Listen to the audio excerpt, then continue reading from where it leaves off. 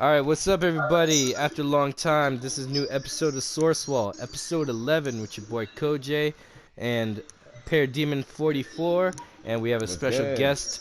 Yeah, and we have a special guest with us, Pili Swain of Go Deep. Yo, yo. Yeah, not only a special guest, but the first guest too. Oh, Yes. yeah? For Not real? So All yeah. right. hell yeah, man. First and So only. All And not right. just so that, but moving you're on up. yeah. We got You're also guests on the now. you're also the one who brought me and 44 together, you know? From Yes, Go this is Deep. the man. All right. I'll take So, those shout outs. Hell So if yeah. you got anything bad to say about Pelly, keep it to yourself and don't fucking go in our comment section with that shit. Yeah, Get get out of fucked. here. Well, 40 Club, we see you. We see you. Fuck out of here. Fuck out of Yo, here. 40 Club trying to get deep these days, ain't they? Oh Sure. yeah. That's why here and see. They got they've been trying to make a lot of power moves. They got a lot of diplomats trying to do a lot of politicking. Man. sipping tea in their hipster rooms and shit. Stroking their lame ass beards. Right. Yeah, I was talking to Jeff today, and we were just talking some bullshit, and he brought them up, and I was just like, man, don't even worry about. I don't give a fuck about them boys, you know. To be honest, I think they can politic and do as much as they want, and they still be corny, you know. So nobody Yeah, exactly. really cares, you know. Yeah, they've been corny. Yeah. It's Right. not like they carved out their little niche of people, I guess, that'll entertain it, but like yeah, they've been played out. Like nobody really takes them that seriously. Like especially fucking Millhouse running the film junkie channel. And by the way, if all you don't know what 40 Club is, by all means, go and check out Go Deep by Pili Swain. We'll put a link to his page. He's one of the Oh, first to yeah? do the truth of the release of Snyder Cut, cover all bases, social media, what's going on behind the scenes, what's going on with Zack Snyder, and it's Zack Snyder liked and approved. So definitely go to his channel, catch up, so you're Oh, up to wow. speed. Appreciate it. Hey, Appreciate it's it. just the truth, bro. Just the truth. Yeah. Yeah. Well, I mean, yeah, I guess. I hope I don't know if I talk about the 40 Club that much, but, you know, fuck them. Yeah, it's been a I while. do talk about them. Yeah, they do exist. I guess we gotta mention them every now and then, you know. Yeah, especially since half of them are trying to be friends or acting like they were this whole time. Yeah, that's why I think that's why we brought it up, because you can see like a power play of them trying to reassemble and readjust and probably try to hit us again in the future Maybe. in a Or, different way, you know? yeah, also, I was wondering if they were all just fake to begin with, that they just follow whatever's popular. 2018, it was popular to say Snyder Cut doesn't exist. 2019, it was popular to say be against Snyder Cut. 2020, it's 165, popular. right. Yeah, woo, 165. And then Right. 2020, the narrative changed to a positive, more truer thing. Snyder Cut is cool, which it is. And then they're right in that. Right. So Right. it's kind of like Because- they follow trends. They don't really have any ground to Right. stand on. Because now we did that. We made it cool. And we were when they went and searched our social media, they saw that damn, we were cool. We wasn't just nothing against, I'm not saying nerds. We are nerds to a sense, but we were like cool, you know? We made that shit cool, dog. Right. So when we made that shit cool and the world starts saying it, then they kind of attached to it, you know. But they didn't make it cool. They were lame when they were doing it. We were just searching for Snyder Cut information, you know. So we had to search their shit, but they were still lame. But And we when- were following when- the source. We were following Zack Snyder's lead. Right, You right. hear that? We raised the bar for you nerds. The bar for you geeks. Right, Y'all Zack came Snyder- over here and y'all wasn't even geeking hard enough. Y'all wasn't even going hard for the geek shit like that. And y'all call yourselves geeks. We had to come over here and really show y'all what it is to be a geek. What the hell? Geeks over here slacking this shit. Talking about like, oh yeah, this Justice League movie was, that shit was garbage. You feel me? And we're not accepting it. You feel me? We had to kick it up a notch, like James Cameron. Raise that bar Right. on it. Right. we only dealing with hot top notch geekdom. Yeah, get to Right. the All top, that, bro. all that garbage Right. shit, nah, that shit is getting thrown right in the trash. Like, Yeah, Right. get to Exactly. the top rope, Exactly. top of the turnbuckle, look at your target, jump high as fuck, drop that elbow, welcome to Pandora, motherfuckers. Damn right. but Damn that's what right. fucks me up, cause I feel Pelly with that too, cause it's like, yo, I'm not even a geeky dude like that either. And it shouldn't take a motherfucker like me to come around and, tell y'all when these corporations just fucking up y'all shit. And then y'all just Right. sitting here and just taking it like bitches because y'all want to just accept the brand and enjoy the brand. You feel me? Exactly. Like, nah, Exactly. that's lame. You feel me? That's Right. not cool. You feel me at That's all? not cool. And They then were y'all want to just downplay after the fact, like, oh, it's just a C comic book movie. Like, oh, it's not that big of a deal. Like, bro, that was the first Justice League movie in modern times. What are you talking about? And y'all over here we about to just take an L on it? No, we're not. no, we're not. We're not Imagine about to take waiting an L on that. years. Imagine waiting years for these movies, and then they come out with that. It's like, nah, dog. We not taking that. Plus, I mean, look what we did on November 17th. I keep saying this movement overachieved, dog. Nobody expected that shit. Nobody expected a million plus tweets of a movie that's like 3 years old. Nah, that's So, true. or however amount it was. So when we I did think that shit, it it said the just hashtag showed the world. reached like over like 1 billion people that day. Right, exactly. So Worldwide.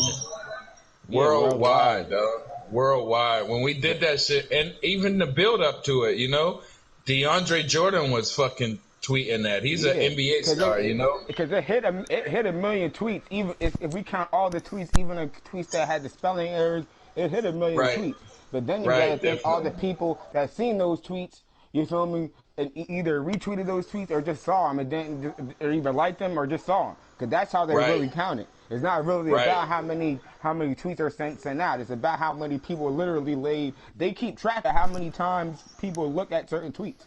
You feel yeah. me? Like, Impressions. They call it impressions, and that's yeah, exactly exactly. That is what they call them. But right, yeah, they do. They keep track of all that shit. They'll be like, whoa. right, So it'll be like 100,000 people may have liked this tweet, but shit, low key, 1 million people saw this one tweet on the low. You feel me? exactly, Only exactly, 100,000 people touched it.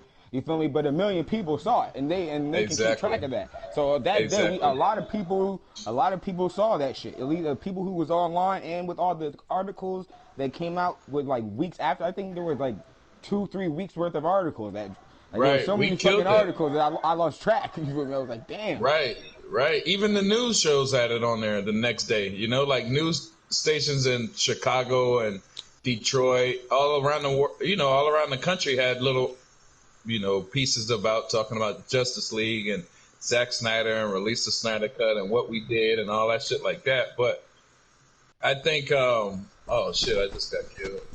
I just got fucking No, but murdered. on top of that, worldwide it hit the Game news too, over. because even on my Bollywood Right. news, Bollywood Hungama, they talk nothing but Bollywood. But they had an article Right. promoting Snyder Cut. I was like, oh shit, what's up, y'all? Right. So we changed the narrative. That's what I'm saying. They was fucking shitting. They were shitting on Zack Snyder for years, dog. Yeah. And it was just sliding because nobody was changing the narrative. We learned how to do that shit and we did it and we completed it. So now it's cool to like Zack Snyder because we made it cool to like Zack Snyder. And we gotta keep it going too. Yeah. Though. I think Yeah. I think a reason why the movement really got it off was because, like, in my personal opinion, was the audacity. Like, people didn't really expect that level of audacity, for Right. something like this. You feel me? They didn't, Right. and they're not wrong for feeling that way. And I feel like that's what worked in our benefit, and that's what I loved about Right. the movement the most. To this, like, where we kept it alive to the point of annoyance, to the point where, like, we're annoying higher levels of society. Like, at first Right. we're spazzing on just regular low level average people and average nerds and average geeks about, like, yo, the Snyder Cut Right. is just fire. We gotta get this shit out. And these people are like, yo, what the fuck this dude still talking about? And next thing you know, Right. you feel me? I mean, we got people on YouTube talking about, like, oh man, this Snyder Cut, Right. we need to get these out. And other YouTubers like, yo, who the fuck are these motherfuckers keep talking about the Snyder Cut? You feel me? Like, then next thing you know, journalists are talking about it. And these journalists, we're Right. telling journalists, like, yo, have you heard about this Snyder Cut? And you're like, yeah, yo, who are you, motherfuckers? Stop asking me Right. about the Snyder cut. And it just kept going and going to the point where that shit, we were like, fuck it, that shit hit real life. Then Right. we got plane banners and we're going to Comic Con and people are like, Right. wow, I really Times can't believe Square, this shit. dog. Times Times Square. Square. Yeah. Like these Right. people got a lot of nerve. You know, Right. Right. like they got a lot of nerve. You know, like how Right. long has it been? And I'm walking down the street of Times Square and I'm looking at Snyder Cut ads and shit. Like, who the fuck are these people? Like, it's just craziness. Like they folded after a while. Like, and it was kind of that's why I do agree with Sean O'Connor what he says where and people try to downplay it. It was a kind of sight to behold. That shit was entertaining as shit. Like you seeing all this shit unfold. Like for real, like motherfuckers was doubting us all the way through, and we're just pulling the curtain back on them like Wizard of Oz every single time. It's like, Right. y'all thought the line was drawn here. It's not. You feel me? We got something more for you. And eventually, Right. like, all right, Right. now we got to the point where everyone's just like, all right, fuck it, just release this shit already, bruh. Like these motherfuckers Right. is not gonna stop. Right. I mean, the game has changed, though. Plus, Zack Snyder, he got the best crack. So all we needed to do is get people to see it, you know. And once we got people to actually look at his work, they're like, "Oh, I get it." But you know, a lot of times people was talking shit and they didn't even see his movies. You know, there's no way you can watch Batman vs Superman. I say even theatrical or the Ultimate Edition and not like that movie. You know, I've seen so many people that didn't even know that movie existed, Nah, and they come I over that here. You're right. You're Yeah, right they about come that. over here and they watch it and they're entertained like they just saw like one of the greatest movies ever. You know, they're like, oh shit, why Where is has this Batman been? beating up Superman like that? This is great. There's a divide You know? between general audience and like film buff types. Like even people like us, like whether we like to accept it or not, we kind of lean towards more of film buff types of people that are really into film. And unfortunately, Right. the people like us, they run off a lot of narratives, and they've gone off this narrative that BVS sucks because the critics say it sucks. But then in reality, like you're right about that. The flip side of that, the regular everyday person that just tosses on the BVS and just watches it, they're like, yo, this movie is the shit. Because Exactly. their mind is not clouded with prejudgment and ego and Exactly. how they need to be some snobby ass, film buff type of person and judge film through some type of perfect, westernized lens for the most part. Right. You feel me? Exactly. Like that's really what it is. And Exactly. I don't. You ever show somebody? You ever show somebody that movie and they're like, "Oh my god, I didn't even know Ben Affleck was Batman," you know? Yeah. Or Yeah. I never even they know Wonder Woman, but I'm like, no, Wonder Woman showed up first in BVS, and they're like, no, I remember her in Wonder Woman. They're like, no, you missed her real introduction, you know? Yeah. And then when they actually see it, they're like, oh shit, you know? Because not everybody's going to see these damn movies. That like, if everybody was going to the movie theater seeing movies and or getting these movies on Blu-ray or just watching them, going out their way to watching them, these studios would be ruling the fucking universe. Like, in reality, the majority of people don't go out their way to watch movies. They just don't. You feel me? They'll wait till after the fact, and that even goes for popular movies like BVS that made hella money. But still, yeah, you're right. There's people that have not seen that shit. Like, you feel me? Like, there's still people that have not seen Man of Steel. Right. And they'd be like, oh damn, I didn't even know that this shit went back this far. I'm thinking that this shit started with fucking Aquaman and Justice League. Is like, no, nigga, you feel me? Like this shit started with Man of Steel. You feel me? There was a whole set of movies that came before these movies. It's like, oh, damn. You feel me? They're like, damn, I didn't even know Kevin Costner was in this shit. You know, like, no, I'm telling you, this is the real shit. This is the crack. And Zack Snyder, he does it. You know, Russell Crowe was in Man of Steel. You know. People don't even know that shit exists, you know? It's real quality work, you know? Yeah, it is. People have to reach the shit on it. Some people say BVS was a failure because it didn't make $1 billion. I was like, ooh, really? For their second film and their, little big storyline, it did pretty well. Right. It was like the perfect setup. If they would have continued, BVS would have made so much sense, you know. Yeah, BVS was fantastic. It wasn't Zack Snyder's fault or anybody that any of the other filmmakers that worked on the film with him behind. It was really, you got to blame society on this one. It's like Right. that's why people compare the BVS Justice League situation to the Donner situation, but in reality, it's more like the Tim Burton situation. Like history just repeats itself. You feel me? Like they did the same shit. You feel me? It came out with the Right. first one. They was like, oh yeah, that shit was pretty dope actually. What you got? Because if they didn't think the first one was dope, which is Man of Steel, they would not have. They could have just hired somebody else to make Man of Steel too. They did not have to bring Zack Snyder back to make BVS or a sequel to Man of Steel. The reason why they brought him on and they gave him more money to do that, because they low-key, they liked that shit. And everybody else liked it. It was a sleeper hit on the same level of Batman Begins. You can deny that all you want, but it was. Exactly. You know what I mean? Like, it got just as much buzz. You know how many people didn't even know Batman Begins was a fucking movie until fucking Dark Knight came out? Right, exactly. But I just proved my point right there. So moving on to that Man of Steel was good. So when they gave him BVS, they're like, all right, boo, make BVS. You talking about bringing Batman, and you want to do Wonder Woman? Oh, I don't know about the Wonder Woman. Zack Snyder was like, nah, we about to bring Batman, Wonder Woman. We're gonna open up the whole universe. Started off, had the sequel with a big punch. You know, like Empire Strikes Back.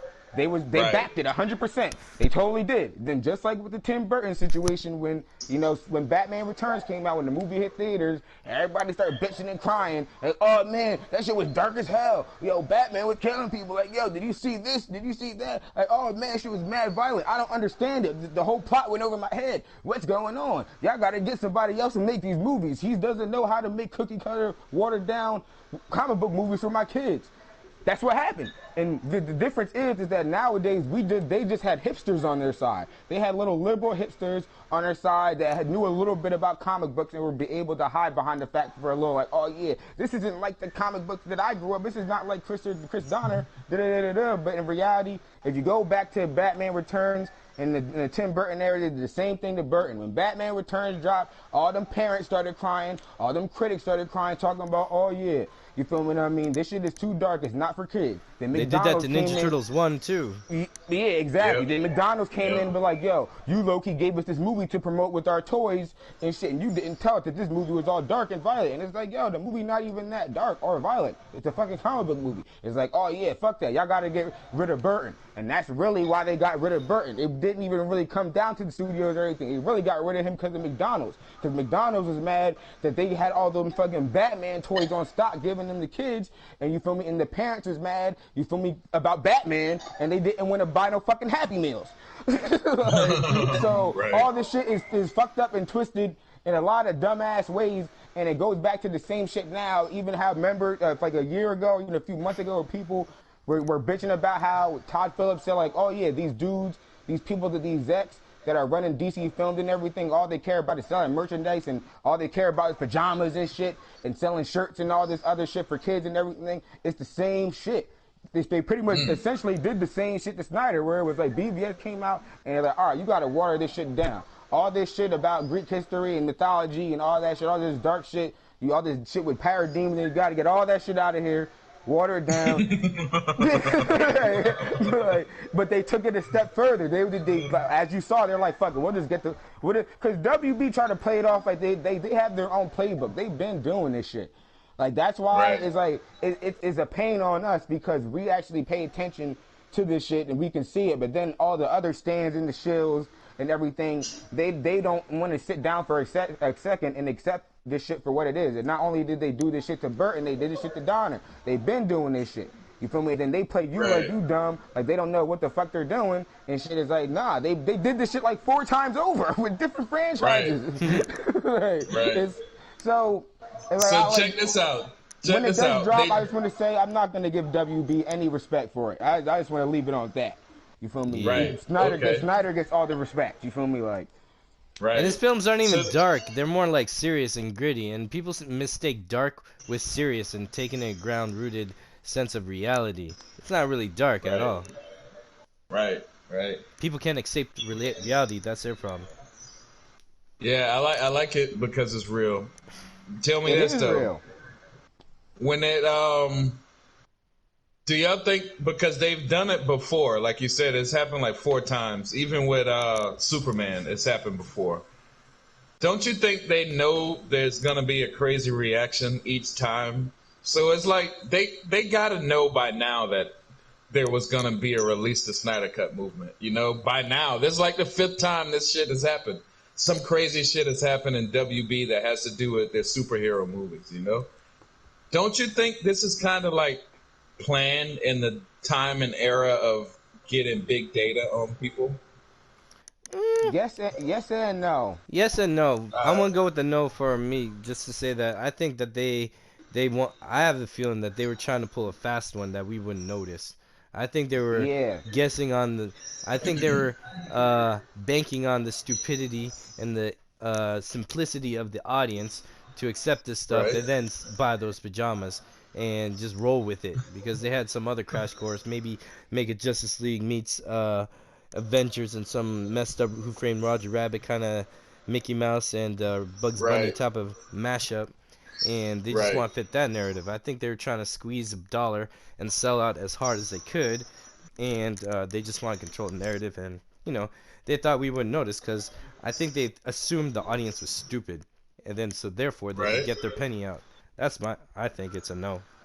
What about you, 44? Yes. I kind of think the same thing as Kojay, but kind of like with a little bit more depth because I think they really did fuck up. You feel me? I think that, and not only did they think the audience was stupid, but they didn't really think. They thought that DC fans and everything, and their fans, or WB fans, people that watch their movies, had the same depths as Marvel fans. And I was talking to my friend about this the other day too, about how y'all ever seen about how you ever see all these Marvel fans or Marvel actors, I should say, always complain about how oh yeah, the movie star is dead. Like I can probably pull up like 3 different Marvel actors. Like I know Anthony Mackie and Chris Evans complained about this, but they talk about how the movie star is dead and how people don't care about the Right, movie star, they just care about the character, which right, is not necessarily true. They're only saying that because people don't care about them outside of Marvel movies. You feel what I mean? Because nah, right. dead ass, and I'm not even trying to be funny. You feel me? Like these guys, they cannot make money outside of being in these Marvel movies. So they come to the Correct. conclusion that oh yeah, they first of all they look at themselves as movie stars, which is just funny in itself. But they look at themselves as movie stars, like big movie stars, and that since they can't make money outside of these big movies, then the movie star is essentially dead.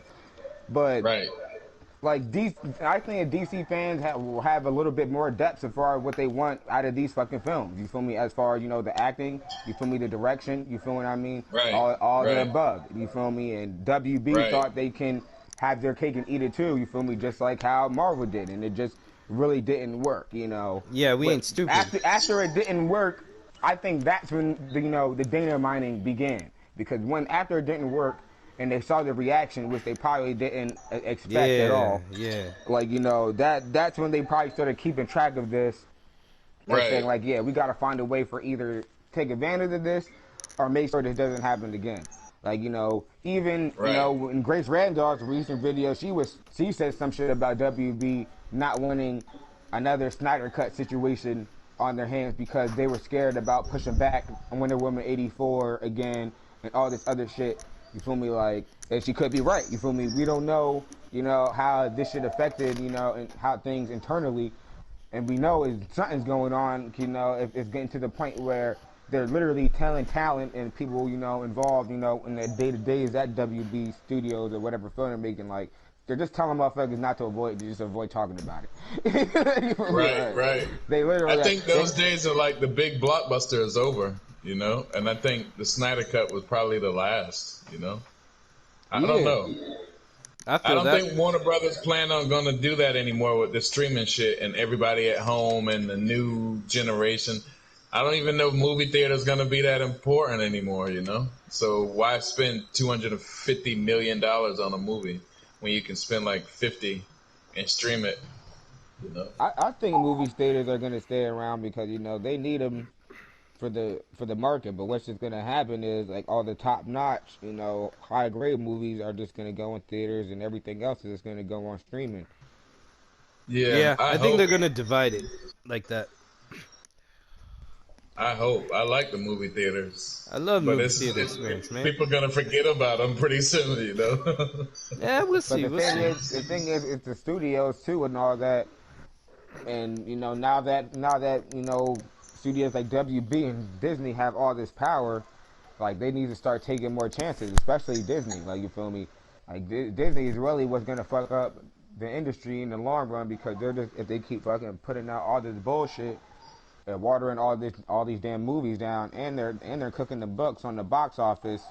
So Wait it's till like, Apple get involved, bro. exactly. So that's really the real issue, is that, like, you know, what the real issue is when it comes to an industry that's centered around art is, as like, to the point of, you know, they're gonna try to water shit down and push you as much mediocrity for a low price, you feel me, as they Right. can, you feel me? And Right. that's kind of the Exactly. point where Hollywood is pretty much at, and almost is gonna be staying, like, where they're gonna try to see how long they can keep pushing out mediocre ass shit, you feel me, movies and Right. all that shit, you feel me, that, you know, pretty much cling to genre tropes, and just cling to the genres until, you know, people pretty much say, all right, I've seen enough, and we need something more highbrow. I don't want to watch all Hopefully. these garbage Marvel movies no more. Like, So what's the next movie you think can have a $250 million budget? well, there's movies that I think are already coming out that have budgets like that, right? Like, does isn't What? Avatar coming I out? don't know. Avatar What about 2? Oh Tenet? yeah. Avatar probably. Tenet And looks pretty big too. Tenet, like, it's like 200 million. Like the big budget filming is really never gonna die, because, you know, the technology. As soon as the technology comes out, it devalues and becomes cheaper anyway. You know, Right. so every time they put in that two in it, they're using better technology if they choose to.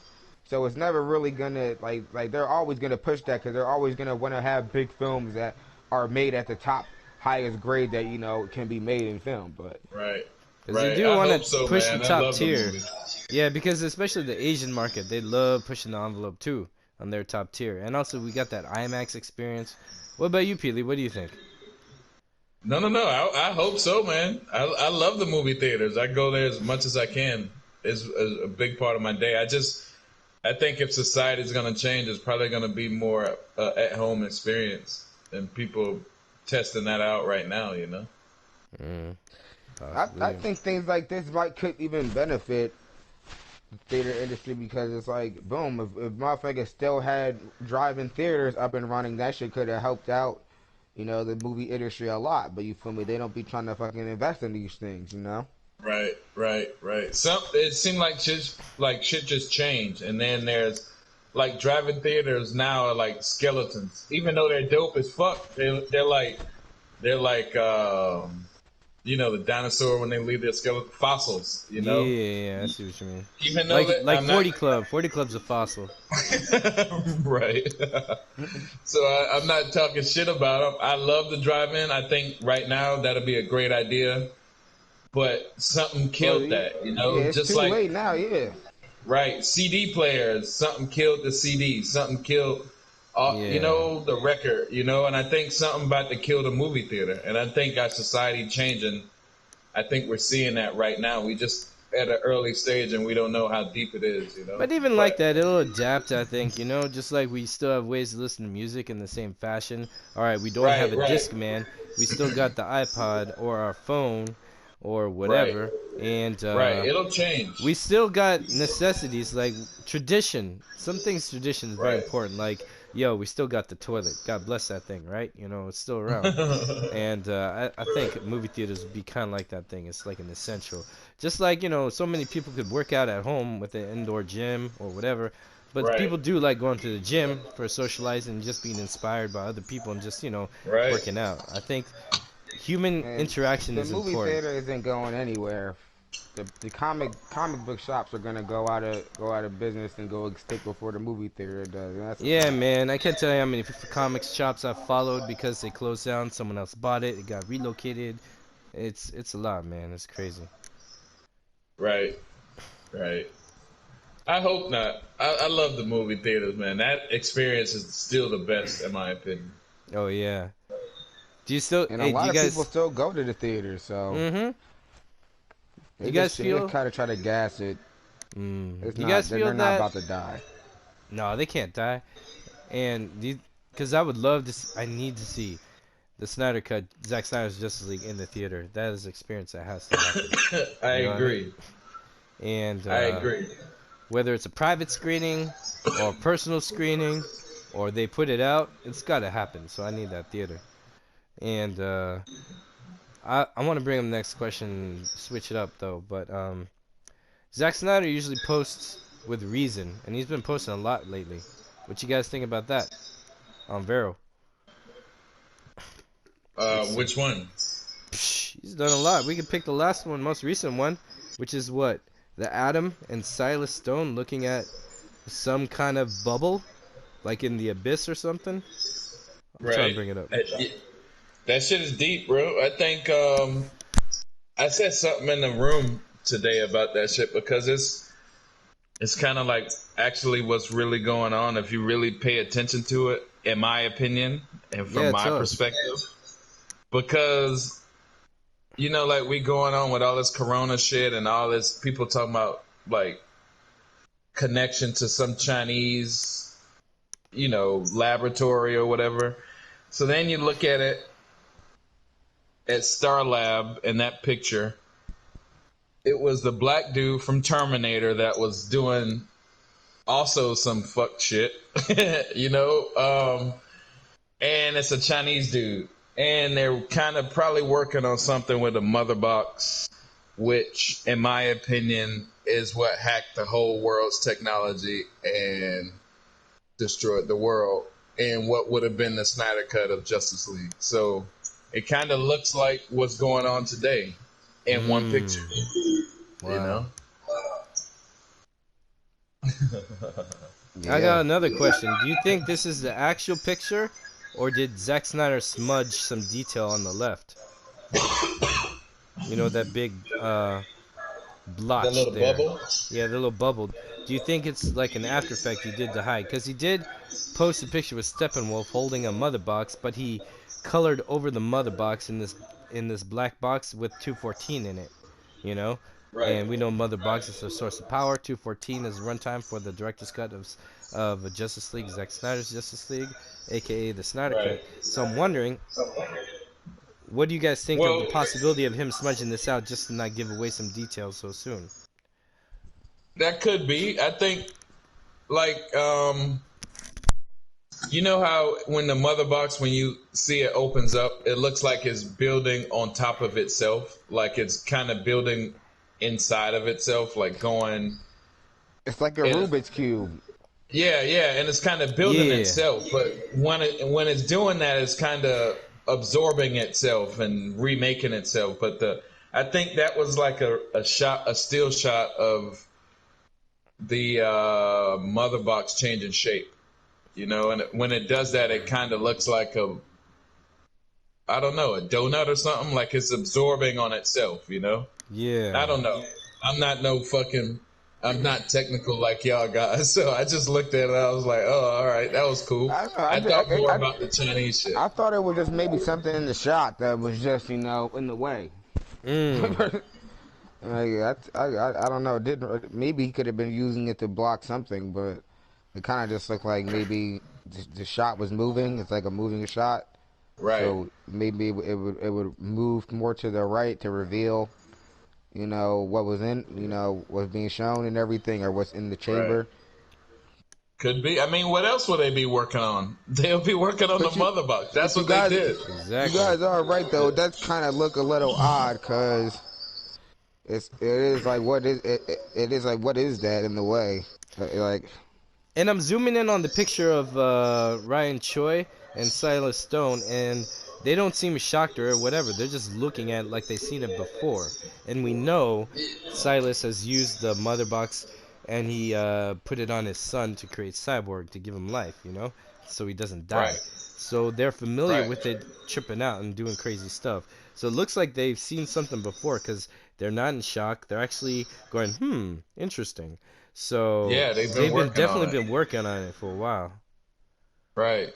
Just like, I mean, I hate to say it, everybody talking about this 5G shit and this Corona shit. They've been talking about these people working on it for a while, you know, and it just happened to come out, you know, around the same time. But, you know, think about it. these Star Lab type of situations, that shit goes on. We just don't know about it, you know, because it's just over our head as civilians. You know, some people know about it if they study that type of technology, but for the most part, we would never know what Star Labs is working on, you know, and we would never even know who the fuck Star Labs is. So imagine they have some technology like the mother box or something, right?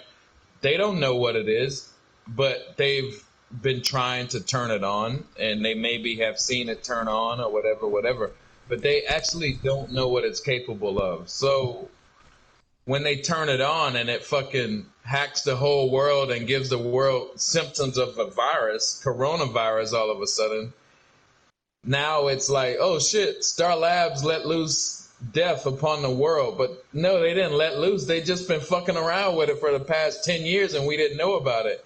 And now it's actually turned on and we look like we're getting sick from coronavirus, but it could be something totally different than that. It could be some technical 5G shit that we have no idea about.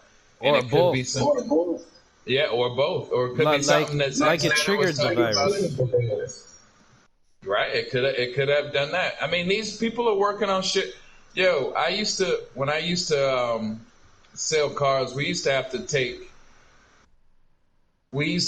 people back and forth to the airport, right? So I took this girl, and she was telling me how she works in this fucking laboratory in Charleston, and they were working on some shit that they found, like they get from different laboratories from outer space. And she was saying, yo, a lot of the shit we work on is not from the planet, and it's not no human shit, you know? And I'll never forget her telling me that. But what I'm trying to say is, let's say Star Labs is working on some crazy shit, and the mother box turns on, and it hacks everybody's fucking satellite, and you know, just makes everybody feel like they dying of coronavirus or whatever.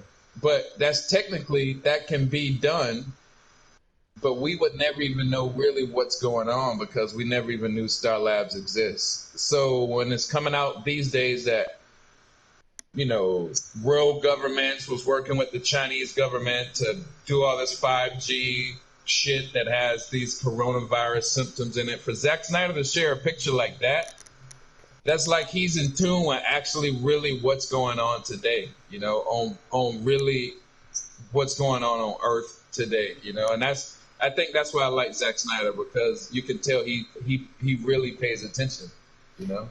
And I could believe that, because in BBS we see a newspaper clipping on the guy who got, you know, set up by Lex Luthor to bomb the Capitol or whatever.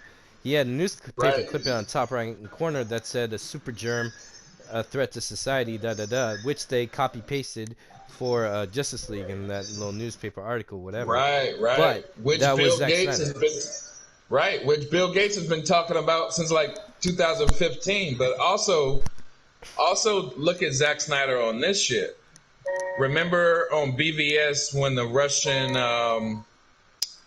what were they, private military that Lex Luthor owned, how they burned up all the Africans, right?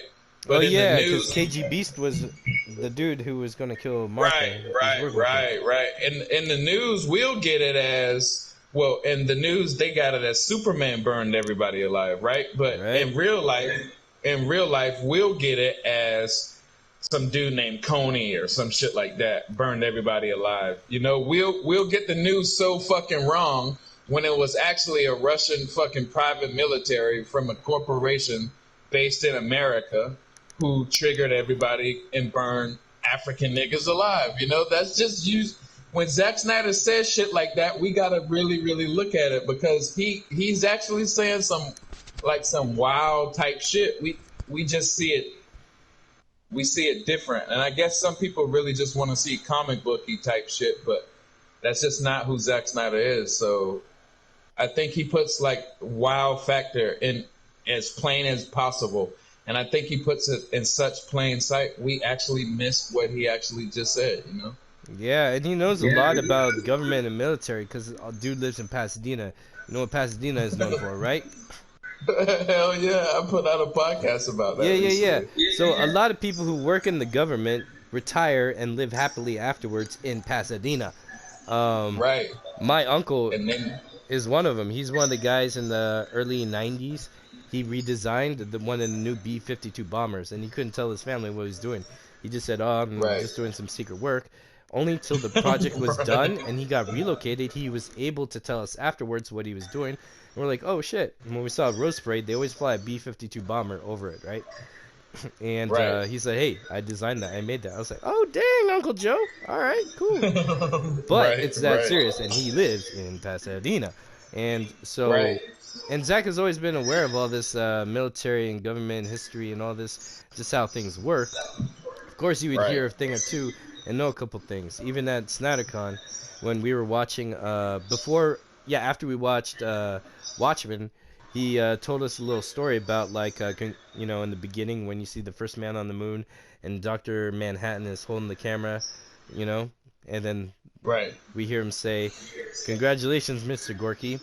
Snyder asked everybody, he's like, "Hey, do y'all know where that's from?" Everyone in the audience, including me, were like, no." And he actually said that Armstrong was telling his neighbor he was gonna, walk on the moon, and then the neighbor's wife said, "Yeah, right," or a neighbor's neighbor or whatever. She said, "Yeah, right. If you do that, I'm gonna give him a blowjob." And the name was Mr. Gorky or whatever, or Gorski. Damn. So for Zach to know that type of inside history story, he knows a Right. lot. He focuses on a lot. And same with Right. everything. He's got that intelligence and he puts all that richness inside. And we just heard that interview with Jesse Eisenberg. He was like, "Wow, I was impressed with how much information is in this script. It's exciting." He was like Right. inspired just to be a part of it. That's quality, Right. man. Zach. So Zach does I know a few agree. things. He knows a lot of shit. You can tell in his movies, man. You can tell by the shit he puts in his movie. He just look at Man of Steel. There was a soul transfer machine, and there was AI that replicated souls, and there was free energy on Krypton and genetic manipulation. All this shit that we fighting over, that we're scared to happen on this planet, is in that movie, and we're just like, hey, look at Superman. Like, we just miss so much shit because we want to see Superman save the day like a Boy Scout, but we just missed actual dude save the day by telling you, yo, this technology might pose a threat to your fucking planet. Pay attention. You Yeah, and know? that's what Russell Crowe said. He loved that theme. Yeah. I mean, people, I guess we got to pay attention. Russell Crowe was in fucking Man of Steel, and nobody even talks about that. Like Gladiator was in Man of Steel, guys. Dang, man. That's something. What happened to Yeah, 44? Did he fucking Gladiator fall was a asleep? good movie. No, I'm here. Hell yeah. Hell yeah. Gladiator was my favorite movie until Man of Steel came out. Hell yeah. Man of Steel was Russell fucking Crowe in Gladiator was Superman's dad, dog. Yo, even Not to in mention Kevin Costner was in, Yeah. All right, what you were saying? No, I was My just bad. saying even the Lego games know Gladiator and Russell Crowe was in Man of Steel because there's this Man of Steel expansion pack for one of the Lego games. I think it's Lego Batman 2 or 3. And then you see Jor-El flying on his thing and he's narrating. It's like, "I am Maximus." I mean, Jor-El flying in. It's just funny. Right. But they have that little Right. nod there. I think that's cool.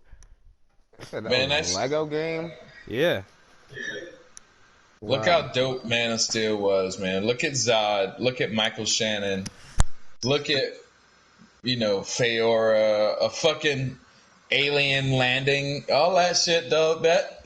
It was just too epic, man. Zack Snyder, he went too hard in the paint, man. The way it should be, Man, because just that's an compare- alien invasion, man. Just compare how the Exactly. parademons look in the DCEU and how every race of generic aliens look in Marvel. The MCU. like the Chitauri and all that shit. Like, it's always corny and forgettable.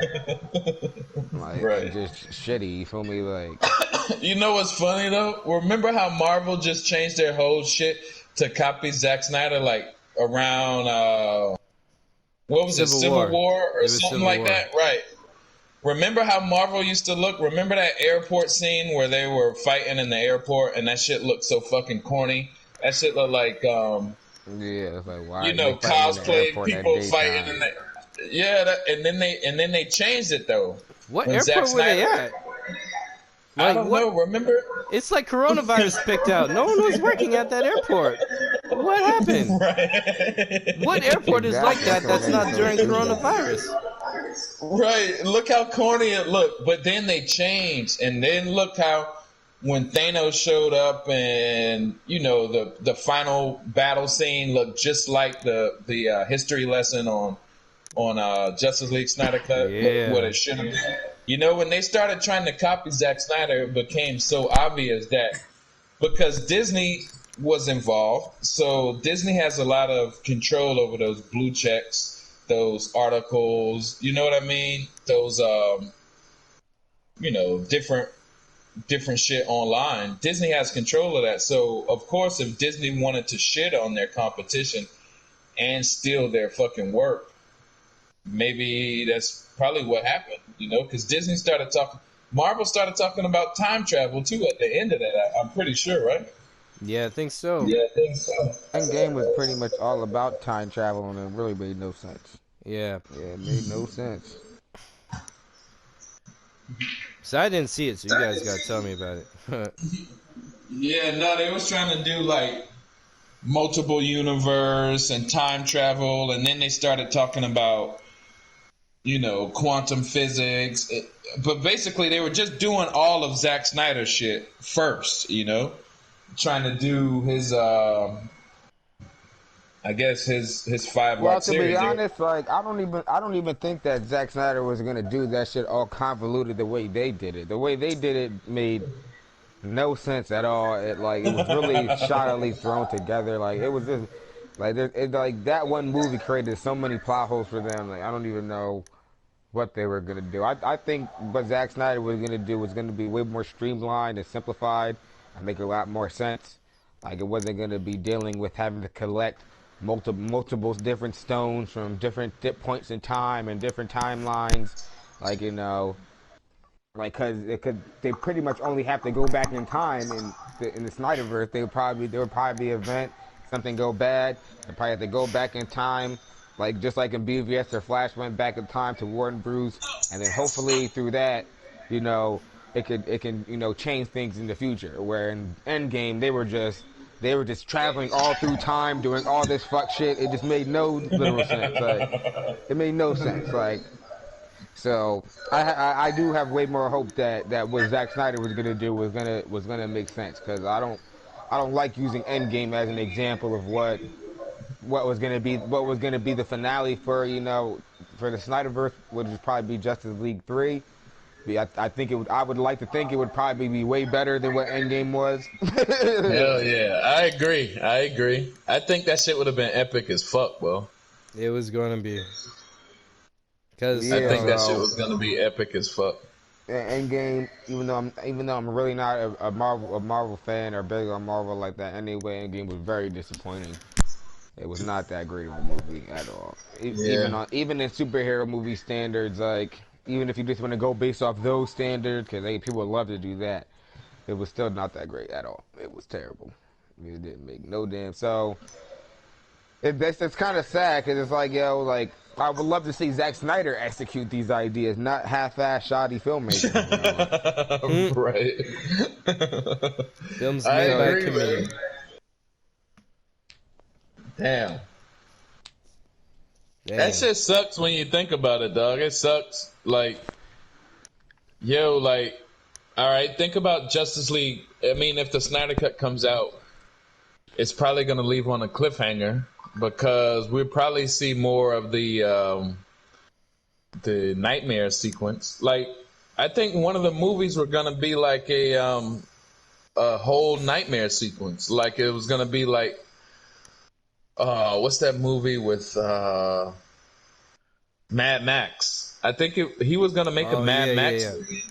I Yeah, think I think. what he said at SnyderCon, it was supposed to be like Justice League Part One was gonna be what we understand of Steppenwolf attacking Earth or whatever, and then the third part was going to be that futuristic type of post-apocalyptic issue because apocalypse has attacked.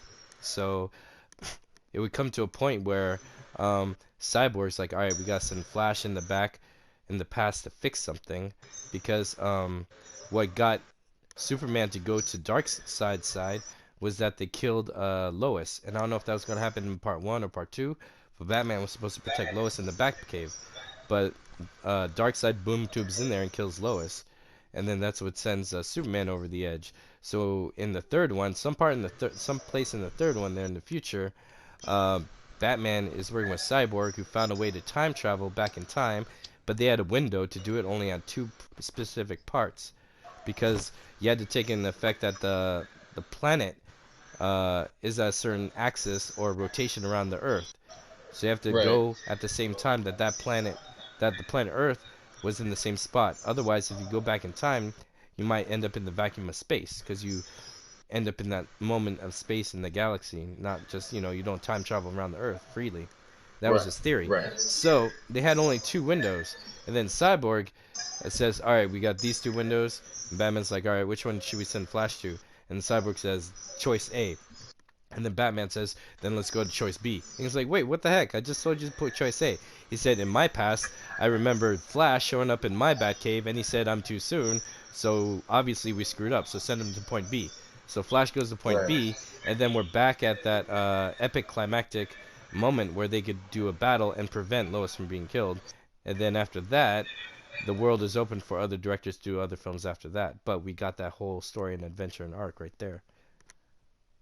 Damn. How much you think that shit would have costed if like BVS was what? I mean, Justice League Snyder Cut was what 250 million. So they had what two more to go. I imagine they would have shot it like they shot Lord of the Rings and the Korean comic book film Along with the Gods, where they shoot it all and one in one production, and they just release it as two different films. So I think they would save the cost by doing it that way. Therefore, you keep everyone without having like a year gap, and you don't lose actors, and then you can do everything and shoot. Because Lord of the Rings was all part one, two, and three was all shot in one production, and then they just released it as three different films. That's brilliant. You save a lot of money, you Right. save a lot of time, and you use less resources to get three films done. I imagine that's what they were gonna do. That would have been dope. So if we see the Snyder Cut, right? We fucking probably is probably gonna leave on a cliffhanger. We're probably gonna want to see the next one. Do you think they would put money into it to see the next one, or I think that would do depend you, on its success, but I see it's possible to do a next one if it is a cliffhanger. If not, I'm cool with it. But because he said that he had Justice League Part One fully written before when by the time BVS hit theaters, and then when they were told they only got one Justice League to do, they redid it. So just Zack Snyder's Justice League is either Part One with some changes to make it make sense as a single film, or it's an abridged version of the overall idea. But I just don't know exactly which one. You know what I'm saying? What 44. I What do you think think? is that if they're already, you know, if the Snyder Cut is coming out, then they pretty much folded to the idea of of keeping Justice League around. If the Snyder Cut comes out, they're definitely tossing that out the window. Like, and I'm not saying that Zack Snyder's gonna come back to finish out Justice League 2 or 3, but depending on how good the Justice League, his the Zack Snyder's Justice League does, and how much buzz and views or however whichever form or however they choose to release it, if it does good and everything, and it gets people talking about the other products, because this is a big product, like it has the entire Justice League in it, plus other characters and actors, and so this can definitely revamp and help the trajectory of the DCU and where they want to bring things and help future films. Like with Wonder Woman 84 coming out, there's not going to be another DC film out for like a fucking year, for a full year, like, you feel me? And then like Black Adam ain't gonna be out till like then their year and some change. So it gives them a, like, not only do they have a lot of space to plan a sequel into this, but Zack Snyder has a lot of space to plan a sequel into this if he chooses to, and they can maybe not that I'm hyped about no new Batman or Black Adam, but while these films are getting pushed out the pipeline, they could find a way to work, you feel me, the Snyder cut into the future timeline, kind of on some Dragon Ball Z shit. I like that. What you think, Pili? That'll be dope. I hope. Cause have you guys ever watched Dragon Ball Super? Hell yeah. I need to finish it though. Have you watched Dragon Ball Super before, Peli? I don't think so. I used to watch Dragon Ball Z back in the day. So you know Dragon Ball Z. Yeah, well, that's good enough. So boom, like with Super, pretty much what they did was Super is essentially a sequel to Z. Let me just get that off the board, off the board. Super is a sequel to Z, but what they did was they pretty much pulled. Oh, all those Dragon Ball Z movies that came out when you were younger, like Dragon Ball with Broly and Fusion Reborn. Yeah, right. What they did was they pretty much pulled all the old movies and all the old story arcs that were left out of the original Dragon Ball Z run, and they're putting them into the new Dragon Ball. You feel me? Perfect example is Boom. Even though they already made a Dragon Ball Z Broly movie, you feel me?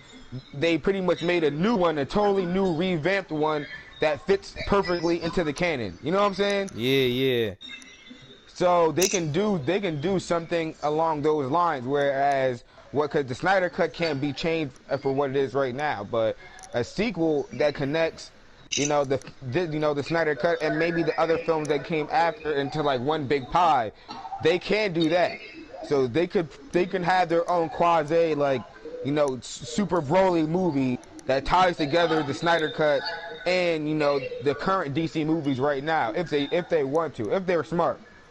That would be like really the only way I can see it making sense with all these DC movies coming out in theaters with them all still being connected and Zack Snyder still being in play. There's literally a whole year plus gap where they can make this work, but it really depends on when the Snyder cut comes out and when we actually get to see it. Hell yeah. Damn. Y'all be answering these fucking questions, bro. Because like at first when I first got into it, at first it was easy to say like, oh shit, it's gonna be this, it's gonna be that, but there is so many fucking moving pieces with this shit. You feel me? Like it is like ain't going. I'm not getting like we're dealing with weirdos that probably are sociopaths that run corporations and everything, and actors with ego problems and filmmakers that are on their weirdo shit. You don't know what these motherfuckers are gonna do. But the best thing I can say is that they do have the time span to do that shit. They do. Like, even after Wonder Woman 84 is out, and hopefully close behind that is the Snyder Cut. Around that time or close behind that, we get the Snyder Cut. They have a year and some months to fucking figure out what the fuck they about to do next. So they can either just leave the shit hanging and then go off and do some whole stupid shit that doesn't involve Zack Snyder, or they can bring him back in and figure some shit out if he wants to. Like, there really is no excuse. This is why WB is looking stupid right now, because they really don't have, they've been not had no excuses. Really, they've been out of excuses. Right? Am I wrong? Like, no, you're right, man. You're right. Like, they ran out of excuses like 8 months ago. Like, yeah, I think 18 months ago. Like, it's like these motherfuckers they movies are bombing. Like, their DC films aren't doing that great. The release slate of films is fucking terrible. Yeah, it's weak as fuck. Come on, their 2019 release slate was terrible, and the 2020 release slate ain't looking that great. They better hope that Godzilla vs Kong is a beast. That shit better be good, cause they don't have that many they don't have too many movies that people's looking forward to. Yeah, they don't have any longevity. It's like, come on, man, like, and that just means the Matrix is coming. Man, that's not gonna be out till like 2021. That's my point. That's what I'm saying. Yeah, right. These niggas been slacking for like 2 years now, 3 years. They have no answers. You feel me? It's like just take the answers that we're giving you. Like, what the fuck? It's like we're helping them, man. Like, yeah, like, don't they understand we're trying to help? I don't get it. Like We're trying to help you, motherfuckers. Like, goddamn, like. Not just We've that, been but trying to help you. Like, Zach's they original ruined plan. Yeah, sorry. Nah, go, Cody, because I go. Yeah, see what you're gonna say. Like, No, I feel because even I feel like you were gonna say what I was gonna say. all right, maybe because Zach was even trying to help because his whole plan, even he said this at Snyder and I love it, but his whole plan was that when he was done, it would he said it would bust open or break open the doors for other directors to say whatever story they want with these characters. His whole, and if you look at the story of how he was setting up, Exactly. he was not telling just an origin story of Superman. He was telling an origin story of the DC universe cinematically. And after you tell an origin story, that's like part one. It's like season one. Anyone else can take season two. His original plan was to make a foundation of a world, rich characters, rich history, with a definitive enemies and a direction to go in for other directors to play freely in and do what they want.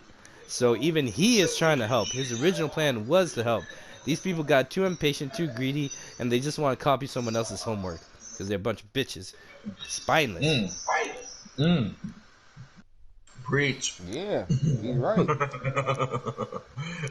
It's disgusting and it's disappointing because they threw the whole pooch. They had a whole slate of dope and pretty original sounding DC films coming that nobody was complaining about. nobody. And then they just started putting out this garbage, and they canceled everything. It's like, and on top of that, like, y'all didn't even really have any good films to like cover up the fact that y'all that's dropped a whole slate of films. But it's cool. Like, it's not Fucking cool. Jeff Johns, dog. This would have been the most epic shit we've ever seen. And Jeff Johns said, nope. Disney, you're allowed to do the most epic shit. You're allowed to make billions of dollars. Warner Brothers, you're not. That's basically what the fuck happened. Because they had it from everything Jared Leto to fucking Joe Manganiello and all these people, man. This shit was about to get crazy. They had it. Because at first they were coming on their WB shit. Like, one thing WB is good at is coming with big money and big talk. They go hard or go home. You know what I mean? Like, at first it was going well because they was going hard. They was come with the big money, the big moves and all that shit. It was coming with some good actors, some good talent behind the scenes. You know, good writers and everything, like WB usually does. Because I can't see on WB all the way through. Like, they don't play when it comes down to like getting them films done. Them boys had Ben Affleck as Batman. Yeah, they know how to get them talented motherfuckers together. They're not stupid. You feel me? It just got fucked up, you feel me, on the back end. That's really all that happened. Come on, that's what happened. They just got fucked up. Like, they had Will Smith in Suicide Squad. Right, exactly. Mm-hmm. They had Will Smith in Suicide Squad, and the movie started off with Batman.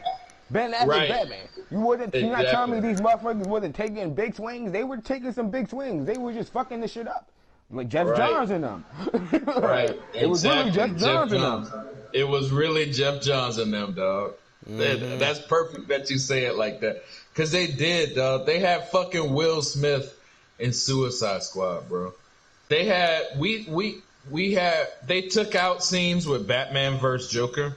Why would you do that? Like, why would you take out scenes with Batman vs. Joker and Suicide Squad? Who does that? But the trailer was so fun. I did the movie based off of the trailer. No, you bitches, the trailer is a hint of what the movie is going to be just to get you hyped to see the movie. You shouldn't recut the movie to fit the trailer. It's like, but they love Guardians of the Galaxy. I actually heard that. I heard that each character had, full introduction scenes that were similar to the ones that were seen in Suicide Squad, but were completely different and extended, and all that music and the cutaway shit was gone. From what I heard, the introduction of each character and how they were caught and brought into the Suicide Squad was way more streamlined into the story. Yeah, look at my girl Katana.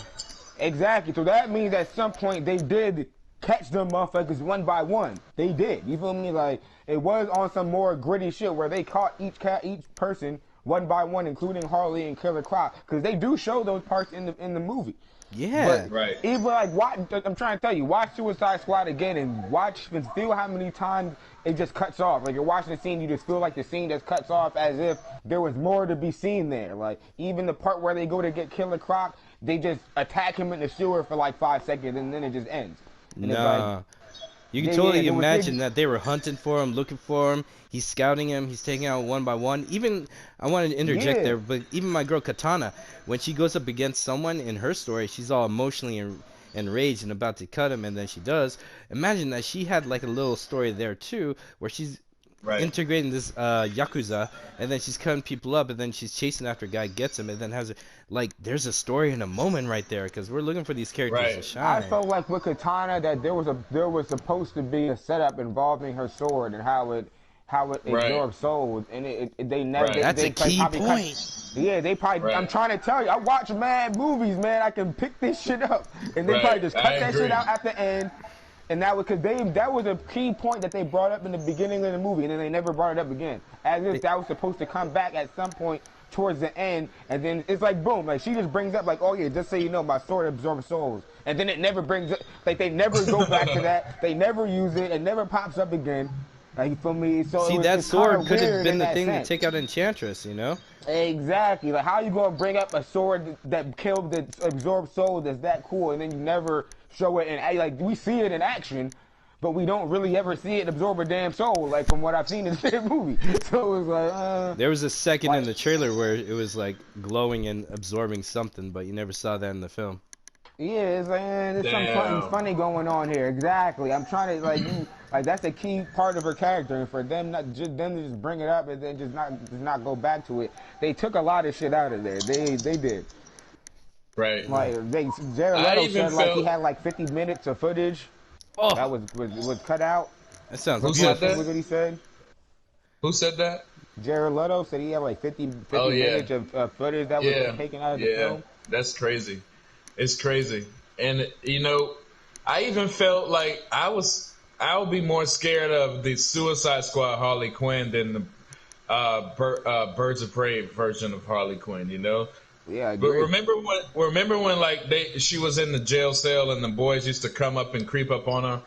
They had to shoot her with like electricity or some kind of dart to put her down because she was going to beat their ass. You know, that version of her beating their ass was more tougher than the Birds of Prey version of Harley Quinn. You know, they kept trying to do like the slow motion, trying to be like Zack Snyder. You know, and instead of her shooting bullets, she was shooting like bean bags and little crazy shit like Yeah, they that. But watered it down. That's why I'm not off yeah, they that shit. did water. They water her down. They water her down big time. I You mean, the know, actress it did was. her own I stunts. That's held cool. back on shitting on DCEU Harley Quinn, but at this point I'm just gonna have to. Like, I don't like this whole anti-hero Harley Quinn that they're trying to push in the mainstream. She's undeserved. She don't need to be there. Why would they take out Joker in two straight fucking movies with her in it? You know, like Exactly. they Like took. that's what I mean. That's my point. Is like y'all see how Zack Snyder and David Ayer set y'all up for the win. Y'all feel me? Y'all keep Right. cutting shit out these movies, cutting character development and whole story arcs out, and then y'all want to Right. skip to this whole happy-go-lucky Harley Quinn that's trying to get over her life and shooting people with beanbags. Is like, nah, that's lame. Right. We barely got to see Harley Quinn beat somebody to death with a mallet. You feel what I mean? Right, And now she's right. running around with a fucking potato gun. Like, what the fuck? Yeah, What and type of she's shit is allegedly that? the one involved in killing Robin. So Yeah, it's like, come on, y'all skipped over how's all the how's hardcore it shit, balance? and now you're trying to push this anti-hero happy. Like, even the cartoon goes harder than the Harley Quinn that they got going now. That's why I don't like if they would have kept Suicide Squad how it was, and like they said, maybe had Joker in Birds of Prey or something, or like as they said, add some fucking meat to the goddamn potato. You feel me? We need meat and potato. You feel me? Like, it would have worked out, but it's like I'm just not feeling it. I'm not feeling this whole like, oh yeah, she's teaming up with Black Canary and Huntress now, and she's trying to be a hero. It's like, nah, man, like y'all already trying to, and I respect it and I give it the pass in the comics because the comics had time. Like, I literally grew up with the animated series Harley Quinn. You feel me? You know, I was there when the character came out. You feel me? And, you know, I was there when all the comics came out and when she was officially introduced to the comics. So they got the pass. Like, they're allowed to have their Harley Quinn that has grown past her, you know, her villain origins. But the movies don't get that pass.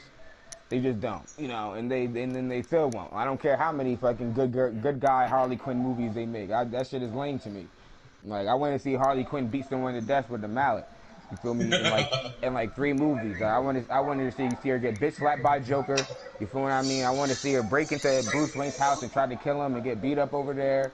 You feel what I mean? I want to see her move into Poison Ivy's crib. All that shit. You feel what I She's mean? a hard character, and they watered her down, man. She's been through a lot of shit, and she gives out a lot of shit. Like, I don't want y'all to just water this shit down, because then if you do, you're gonna make her like Harley Quinn is a hard character to pull off. If you do that, you're just gonna make her corny. That's what it is. If that, she's just gonna be a corny ass ditzy white girl. It's BG. Right. If you don't give her no depth, that's what she's just gonna be. I think they're gonna water down fucking Wonder Woman too, because she's a killer herself. She cuts off everybody's heads. She's the best fighter out of everybody, you know. And I think she's about to get watered down like Birds of Prey. Yeah, and then sorry. No. Even like Birds of Prey, when I took Kimura to see it, I took my kids to see it. They liked it as kids, and I think that was the second time I've seen it. I've seen it twice. It was entertaining both times. I can't even front on it, but it's not no fucking Suicide Squad Harley Quinn, or it's not Harley Quinn that you expect it to be. You know, it's more like a rated R version of a toned down movie. And without Joker, I think, like, all right, maybe on my second viewing I started seeing this more. Did y'all not see, like, Black Mask? He's kind of cool, but Black Mask is like a junior version of Joker. He's not that cool, you know? Yeah. Joker has to be around to keep Black Mask in his place, you know? There was nobody around to keep Black Mask in his place, and it made the movie like, come on, dog. We know Black Mask, you're pretty cool, but this is not your city. Gotham is not yours. That's not even how Black Mask move. Like, Black Mask is supposed to be more of a regular mobster that just has a mask. Yeah, like and he has like anger issues. Like, he goes exactly. hard. I was about to say that he's just a regular mobster with anger issues. They smelted the helmet on his head because he did some bullshit. Yeah, he can't even get it off. It's part of him. Yeah, exactly. And then after that, he bounces back, and then he becomes one of the top mob bosses. But still, beyond that, he's still just a regular mob boss. He doesn't have no powers. You feel me? He's not as savage as Joker. Like, they kind of played him up too much. Like, Black Mask is actually supposed to be an in the shadows, more laid back type of character. Like, Black Mask is the type of character that if you're on his radar, he'll probably just kidnap you and just torture you somewhere in the dungeon. Nobody know what happened to you, and they know it to be business as usual. Like, he's an aggressive Falcone. Yeah, exactly. Yeah. He's not gonna make a whole show about it like a real Batman rogue like Penguin or fucking Riddler or fucking Joker. He ain't gonna do all the extra shit. I would love to see a Nolan version of Black Mask. That would be dope as shit. Now we're talking. Now we're talking. Like that. Now you see that would definitely work.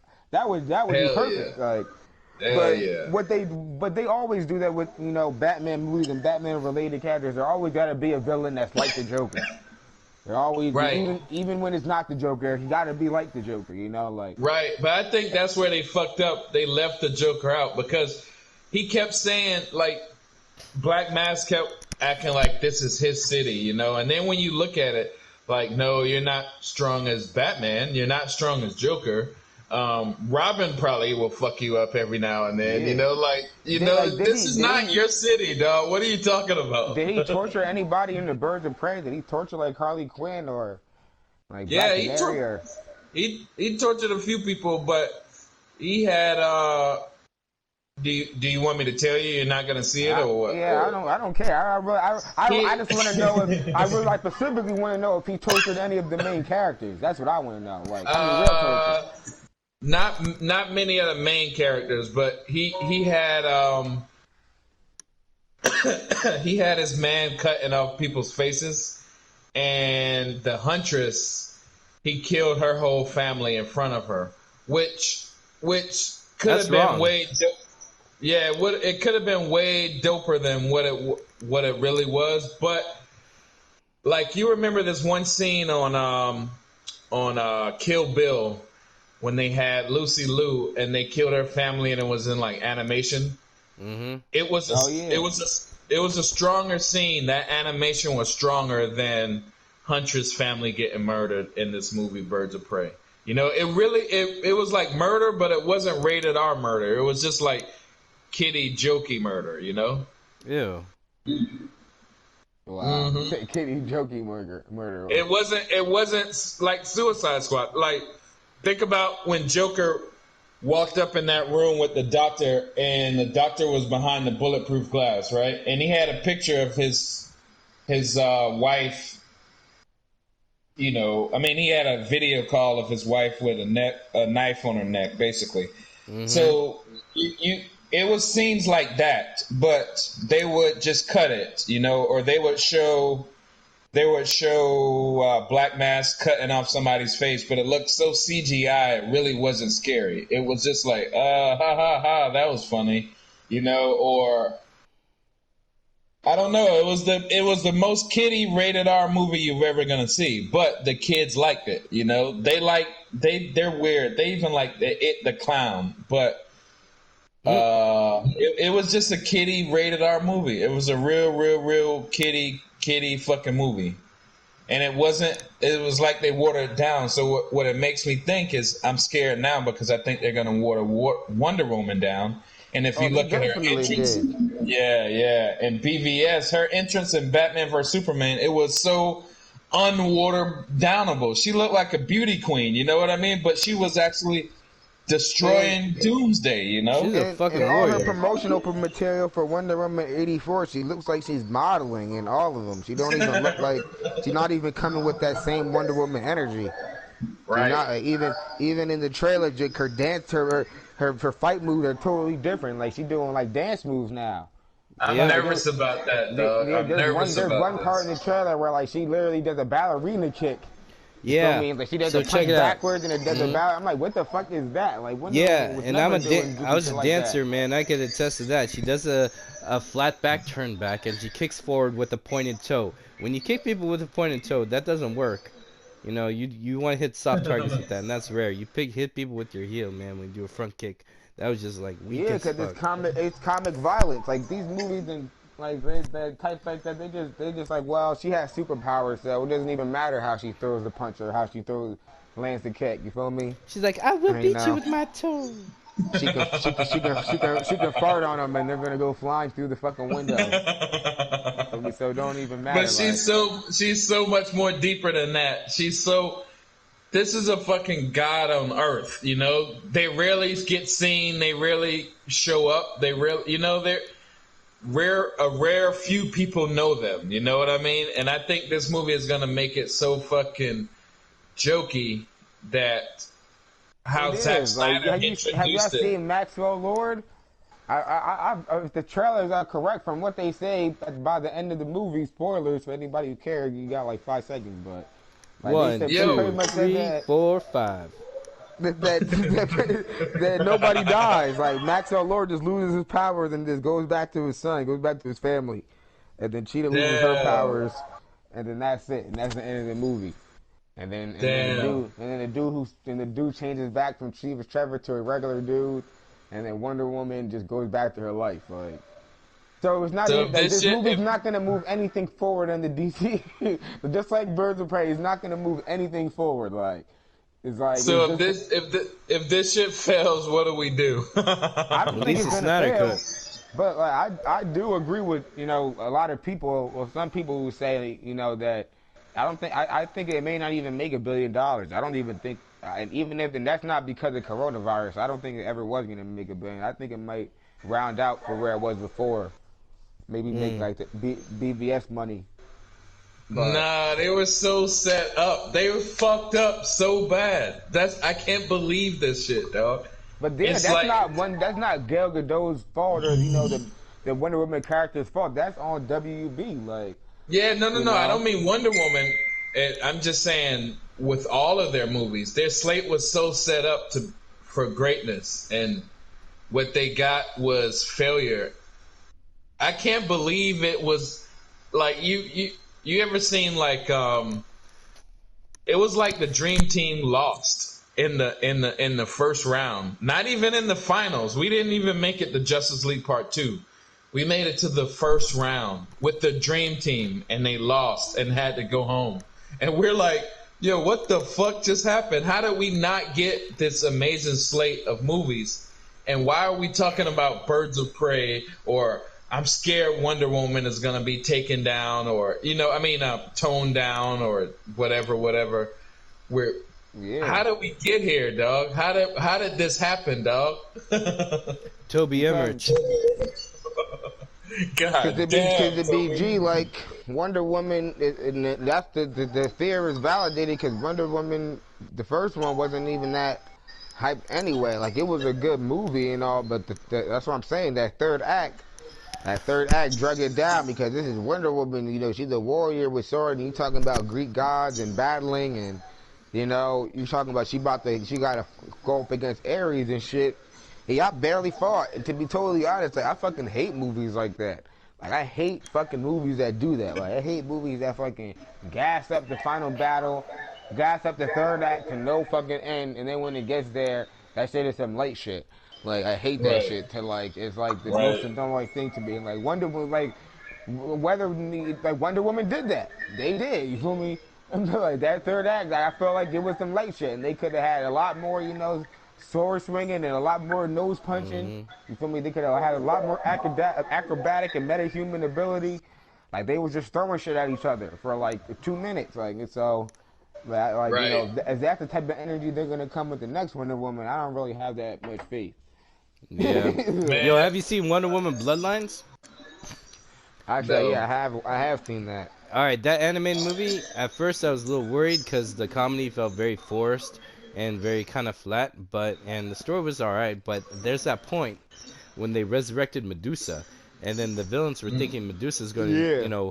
align with them. But Medusa's like, no, I'm fucking Medusa. I got my own thing. Fuck you guys. She killed the robot. She turned Dr. Poison to stone, and then she went on to wreak her revenge on Themyscira, and she was like turning everyone to stone and fucking shit up. And then she had to fight Wonder Woman, and they went to town. Wonder Woman was cut up. At one point, Wonder Woman's eyes got sliced, and then they were bleeding, and she was blind and without sight. She was fighting Medusa. It was just they just went hard, and I was like, dang, this is Wonder Woman out of nowhere. That battle was DBZ Greek god epic intense, and it was beautiful. And one was a freaking warrior. She even had a sword fight with her own mother that was pretty hard for a few moments. And then I'm all thinking, dang, they just disarmed Wonder Woman for the film. Even in the trailer, you see Wonder Woman taking her tiara or a headband, and then she throws it to destroy cameras, and it comes back like, Xena's chakram. But then in the freaking 2009 Wonder Woman movie done by Lauren Montgomery, who was a director who took no bullshit, by the way, she's a badass director. In her Wonder Woman movie, she had Wonder Woman throw the tiara, and it boomeranged around and slit people's throats, and then came back. Yeah. She went hard. And then I'm thinking, Yeah. dang, why are you taking the strength and hardness of Wonder Woman that makes other male comic book characters look weak as fuck? Why are you taking that away from her? That pisses me off. Right, As a Wonder Woman fan, that bothers me. right. It's not no women empowerment if you fucking depower the woman. That's the opposite of women empowerment. Yeah, Some man, we bullshit. got some strong women in our military and everything. They know how to shoot guns. They know how to fight. I had a sparring match with a girl in my kung fu class back then. She kicked my ass, but it was dope. Right, And I'm like, right. shit, I just don't like toning anything down. It just bothers me. It doesn't Wonder bode well. Woman can kick. Wonder Woman can kick everybody's ass, except that there's like a few people, maybe Superman, Supergirl, and Darkseid, maybe. But everybody else, she's gonna fuck them up. Like she. Batman I doesn't would bother love with to her see. because he doesn't have Right, any nerfing equipment to her. And when she fights with Superman, they're actually even. They right, spar a right, lot. Like I had one comic book where they were just punching shit and fighting in like the Fortress of Solitude. There's a moment when the Wonder Woman was trying to almost like stab Superman in the leg to stop him from opening this device that would made a whole bunch of people vanish. But he's desperate to find Lois. I mean, they go hard. And then you take that away from Wonder Woman. Like look at right, Injustice. She's fighting with right, a spear, axe, sword, shield. She goes hard. That's right. beautiful. Yeah, she goes hard as fuck. Because She goes she's a Greek mythological inspired character. Right. Look at what we missed though. So much more Ben Affleck, Gal Gadot in the future. That shit would have been amazing. That would have been Shit would great. have been amazing. But no, they want to go back to I'm Linda so But Carter. pissed. I also think that based on Wonder Woman's Gal Gadot performance in the Snyder cut, it may shape the future for what's to come for Wonder Woman next. Because we don't know how many they have planned with her down the line. It could end with 3. She's been in 5 movies already, but they could give her more. But like Man, Patty, if she's going harder in the Snyder cut than she is in Wonder Woman 84, then they might feel like we need this Wonder Woman. You feel me? That's in the Snyder she cut. probably is. No, She we already probably do is. need that Wonder Woman. Right. Patty Jenkins probably scared because Zack Snyder could do a better Wonder Woman movie than she could. You know? Yeah, I think so. Like, I still think that Zack Snyder ghost directed, the first Wonder Woman movie in Hell part. yeah. That she's scared. She's scared because she knows Zack Snyder. I mean, she know Gal Gadot in the Snyder cut goes harder than Gal Gadot in Wonder Woman 84. And Yeah. she knows if Zack Snyder had a whole Wonder Woman movie, it would be better. Just like the Aquaman movie. It was dope, but if Zack Snyder did it, it would have been better. Let's just be real, I think Well, not Patty even Jenkins just that. knows. If James Wan and Zack Snyder did it without fucking Jeff Johns around, it probably would have been doper too. You feel me? Yeah. Like, but there's a lot of shit that made it whack. Yeah, like Right.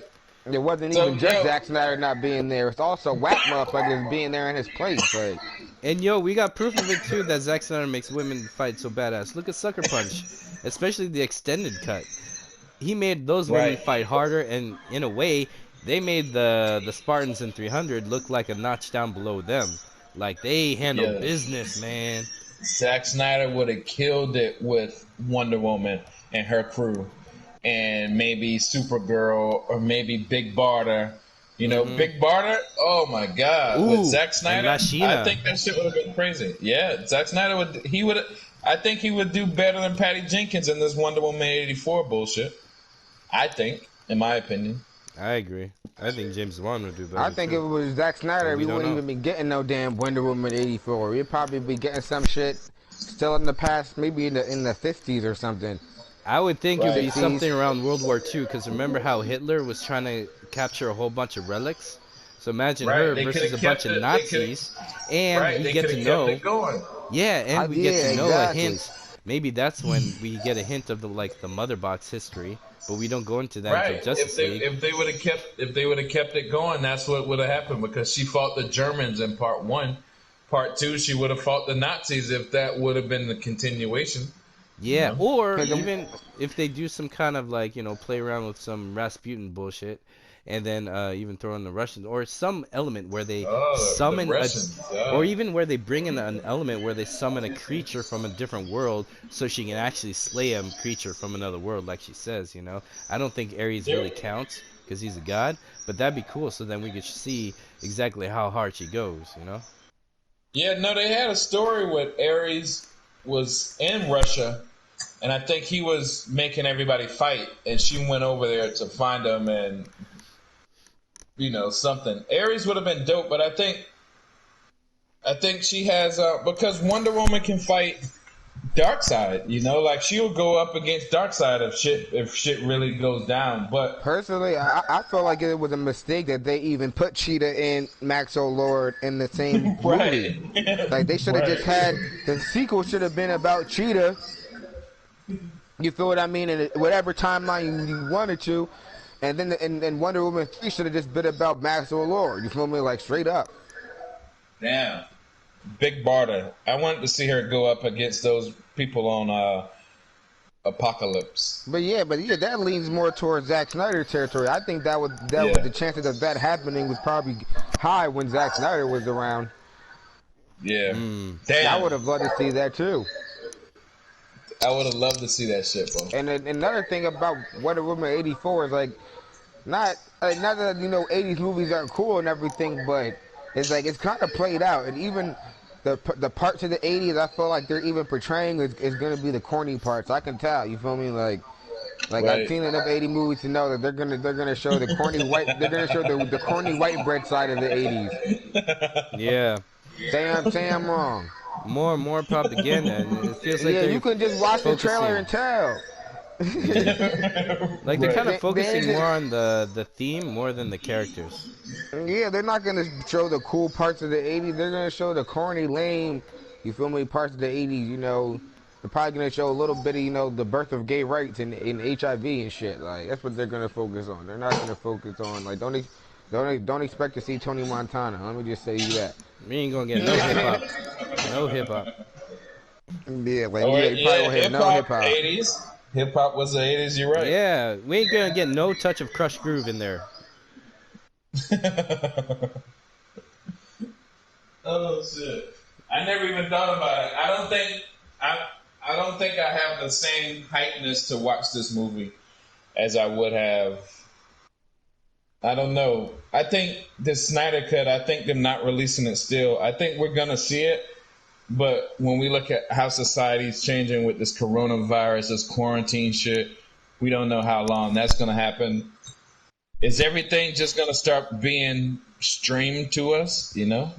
Either way, I Is think this it's working more in our favor because uh, there's less stuff to sell on the outside, so there's more stuff on the internet and social media. And guess who owns that? Who runs that? Who's popular there? Release a Snyder Cut. We're one of those people who are popular there. So with all the attention going online and social media, more eyes are looking at us than all the bullshit around. You good know, all answer? the bullshit that, the billboards, the commercials, you go into a store, you see this on the TV when you're shopping at Target or whatever. I mean, that stuff has been cut down. That's where people can, the corporations can focus on their shit right there. But when you cut that down, everyone's staying home, everyone's online on YouTube or going streaming service or whatever. They're spending more time in our ring, in our arena. So I think that Right, helps us more.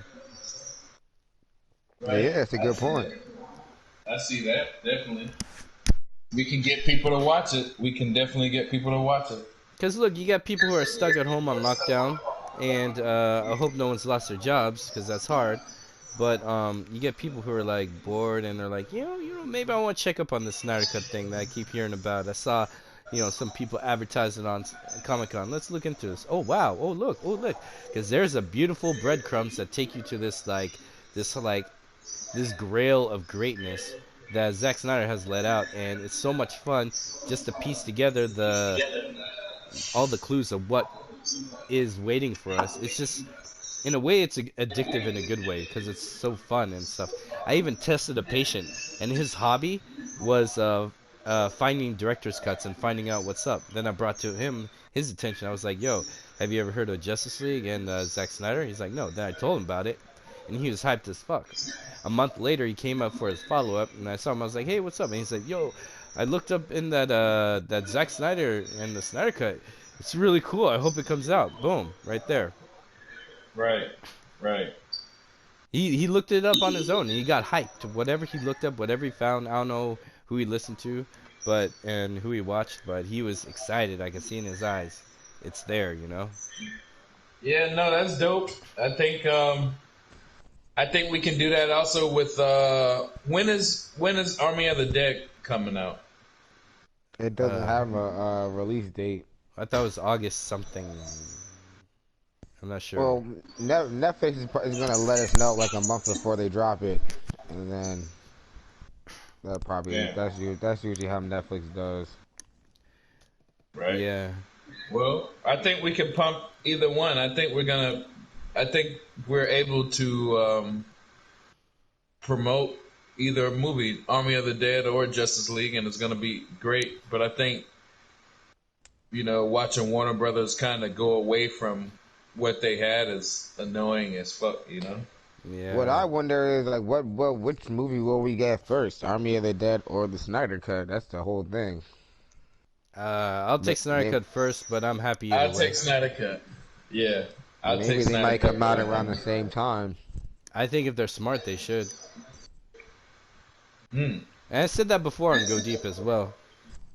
Yeah. Like, I think if they release it, uh, the same time, I think whenever Army of Dead comes out, I think that's the latest that they could release it. Anything after that is like, you guys are really stupid. This shit should be out by now. Come on. Right. Right. Damn. But does it change up everything? Does it I don't turn care. the It'll improve continuity? everything. It'll improve everything. They'll make a way to wrap it up if it works. Oh, I can't wait to see this movie. I'm getting tired of this Yeah. fucking Because it'll be easy. The movies crazy. that they came out have no solid ground. They're just kind of wishy-washy. And you come out with something with substance, you could easily add you could easily make a reason why the wishy-washy stuff fits in. Because there's no substance of anything that's come out since Snyder left, you know? You know, yeah, actually Yeah. putting out something people want to see. Yeah. Right. God forbid. Shit. Ooh. Supply and demand. Is it really that hard? Goddamn. Shit. They already dropped like 3 movies that nobody wanted to see. Right. Hey, what you That's got? what I'm saying.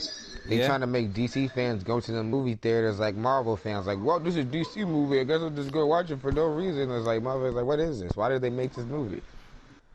Yeah. I That's didn't. what Birds of Prey was like. What is this? Why did they make that? Yeah, like, we didn't want It to see doesn't this. match anything. Yeah, It doesn't match anything. It's just there. But that's what Todd Phillips' Joker was, and it worked. And I think these guys just don't mind throwing shit up on the wall and seeing what works, because Joker definitely works. But I think that's a testament to Joaquin Phoenix, and maybe Scorsese was watching over that movie or something, because most of the shots look like a Martin Scorsese movie. And Yeah, kind of. Yeah. Todd Phillips just kind of benefited on doing a Martin Scorsese movie with Joaquin Phoenix involved, you know? Hmm. yeah, he did. It did If remind you me Hey, of look at like, it, timing is a bitch though. yeah, it did yeah, remind me hell of yeah. like an Alex de la Iglesia film, like a Spanish European, like a dark comedy or dark tragic type of clown film where there's a lot of those. It felt very European in its style in that sense, and I think again, it's that richness of narrative when the studios back the fuck away, you know. Mm, mm. Why did they back the fuck away from Joker? Was it because Joaquin Phoenix is just huge, No, or I what? think I think they folded and they're like, yeah, we can't really sell any pajamas here, so and the director doesn't want to, No, and we're tired of they dealing didn't with you think it guys. was gonna be successful. The Yeah, budget wasn't yeah, that high, and they split the budget like 3 ways, Yeah, they split it 3 ways. You're so right. they didn't really have anything to worry about. yeah. So I don't care. It's like, okay, this will be out there, whatever. Oh, it made a bunch. Oh, wow, we're smart all of a sudden. The budget was like 50 mil. Hmm. Why did Birds of Prey do this, dog? Like it could be easy to do a $50 million with Jared Leto, and it'll bounce back because Jared Leto is Jared Leto. You know, Mm. Yeah, he doesn't need a blockbuster movie to sell a lot of tickets, because people are gonna want to see him just go crazy. If he's a method actor playing Joker, he's gonna go crazy. You know, people want to see that. People's gonna go watch that, and Jared Leto will probably do it, probably the best. You know. Hmm. Oh shit! People are joining my party. I gotta get out of Call of Duty. Ha. Shit's annoying. So hey, I got a question for you guys. What do you guys think of that picture, The Five by Zack Snyder on Vero? That was posted on 4 days ago, actually. Ooh. Oh right. Who was all in there? Who was missing? So that was a picture. It looks like they're in the the The ship, the Flying big, Fox. yeah, the Flying Fox. There you go. Thank you. And where Aquaman's on the right, Batman's to the left, Cyborg is in the middle. And it looks like he's activating a projection. And then you have Flash and then Wonder Woman on the side. Now I think this is interesting because they have an actual projection in the picture, yet Cyborg is not digitally complete. Right. That trips me out because if they have like an After Effects special effect of them looking at the dome that of the apocalyptic tech or whatever, and Cyborg is still in his mocap suit, you know, not digitally enhanced, but they got that picture in. What's the meaning of that? That's what I'm wondering.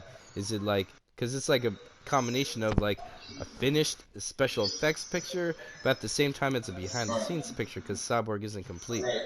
That's tripping me out. Right. What else do you guys think about that picture? Do you think he layered something over the top, Like you did with the 214 and Steppenwolf's hand? Maybe. right? Mm. I I don't know. think It's interesting. I think it's just an unfinished scene. I think Mm, Cyborg is just he just doesn't have the cyborg over him, and that's it. Like, really, because you know they do VFX in segments anyway, so that's true. That's true. and They most have of it different could be teams. done as far as the scenery, but as the character itself may not have been finished. So Gotcha. which probably wouldn't take that much since they have they pretty much have all the models for Cyborg done up for the most part. They Mm-hmm. just probably just have to plop it in and then animate it and do all the other flashy things and then that's it. Yeah. And he So says who the was the five. characters missing? There was Superman missing, and there's supposed to be 7, right? There was Superman, and who else missing? Well, seven. There's no Martian Manhunter. There's no Green Lantern. There's no Superman. It's just the five. And I'm trying to wonder the significance of this. This one I'm stumped. Or it's just another Well, it could picture. just be the five. It could just be them. Yeah. A picture of the the five. Mm. These guys. But one thing's for Zack sure. Snyder could be saying some deep shit. Zack Snyder could be. He's a deep dude. When he puts Hmm. his shit out, it's some multiple meanings to it. You know, there's a face value, and then there's something else. And also, I did notice that all five of these actors are the ones who are pro Snyder Cut. Henry Cavill hasn't really done shit for us, other than being a Yeah, condescending little bleep and bleep that bleep bleep sucks. bleep. Yeah. So maybe this is the five that have Snyder's back too. Maybe, Could be. maybe. But it does show that they're There. looking at the dome and they're strategizing, as opposed to having a Friends sitcom moment with Aquaman spilling his guts because he's sitting on Wonder Woman's Truth of Lasso. It shows that there's But actually more strategy behind every action that they do. where were they going? They were going to Russia, or where were they Wherever going? that dome is, I'm not even sure if it's in Russia. I think it still might be in Russia. It could maybe unless they change the location, but maybe the hideout is still in Chernobyl. Yeah. Maybe. Yeah, I think I saw backstage pictures. I mean, like drawings of Steppenwolf in Chernobyl. All right. That makes sense then. So they're flying to Russia, and they're looking. They're missing Superman, and they're missing Martian Manhunter, and or not And Shazam. He's got it. Green Lantern. Green Lantern. Right. I think Green Lantern has like a cameo type of scene. That's what I'm guessing. He has to because he's supposed to protect us in space, and soon Darkseid is going to come through space. Yeah, and So Zack Snyder did say at the end of Justice League Part 1, he had an idea of, you know how Batman has that little house on the lake, right? I think Right. he had an idea, and I remember Ramesh De Silva animated this, uh, that Tomar Ray and Kilowog float up to Batman, who's Bruce Wayne, and they say, hey, there's an issue in space with Apocalypse. We need to let you guys know ahead of time or something like that. Damn. so Imagine that. Imagine being such that dude that somebody, alien, comes to your house and like, yo, you need to get ready. Damn, man. What? Especially so after when you thought you tell saved them the to world. come back in the morning Yeah. Right. when I can see your face. But yo, what do y'all think about well, when do y'all think the Snyder Cut will be out and the additional scenes that will be shot? And therefore, just for reiterance, they are not reshoots. They are additional scenes, whatever they may be. And the Snyder Cut is already done. But with that being said, what do you guys think about the additional scenes and when we'll be able to get our eyes on it? Oh, that'd Uh, be dope. if it's additional scenes, I think it'll come out around Army of Dead. If not, I think it's still coming out in April, like late April. Mm.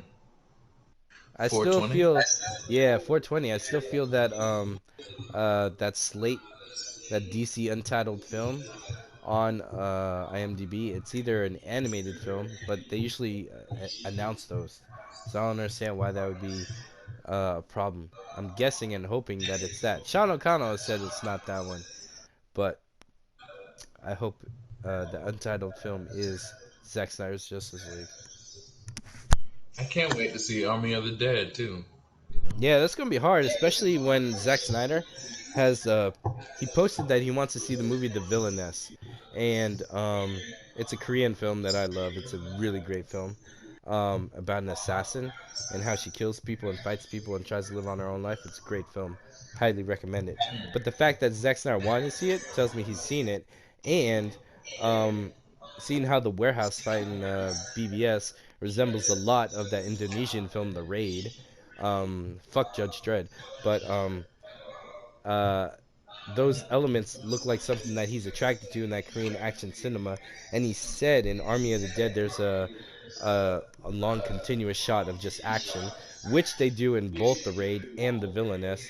I could guess that he's going to go really hard. It's not just going to be a zombie film, but we're going to get a lot of good, gritty, talented action, especially with Samantha Joe showing some skills on a few scenes. It's going to be sick. And I think it's going to be along that vein of stuff he wants to get into doing without having his hands tied. Mm. I would agree. I would Yeah. Yeah, agree. man. I think it's going to convert a lot of Snyder haters to be Snyder lovers. Yep, they're converting already, man. We too. I mean, we're not too cool, but we're cooler than a lot of people. So they're just mean, like, damn. Our Those Snyder content's rich fans are and pretty dope, cool. dude.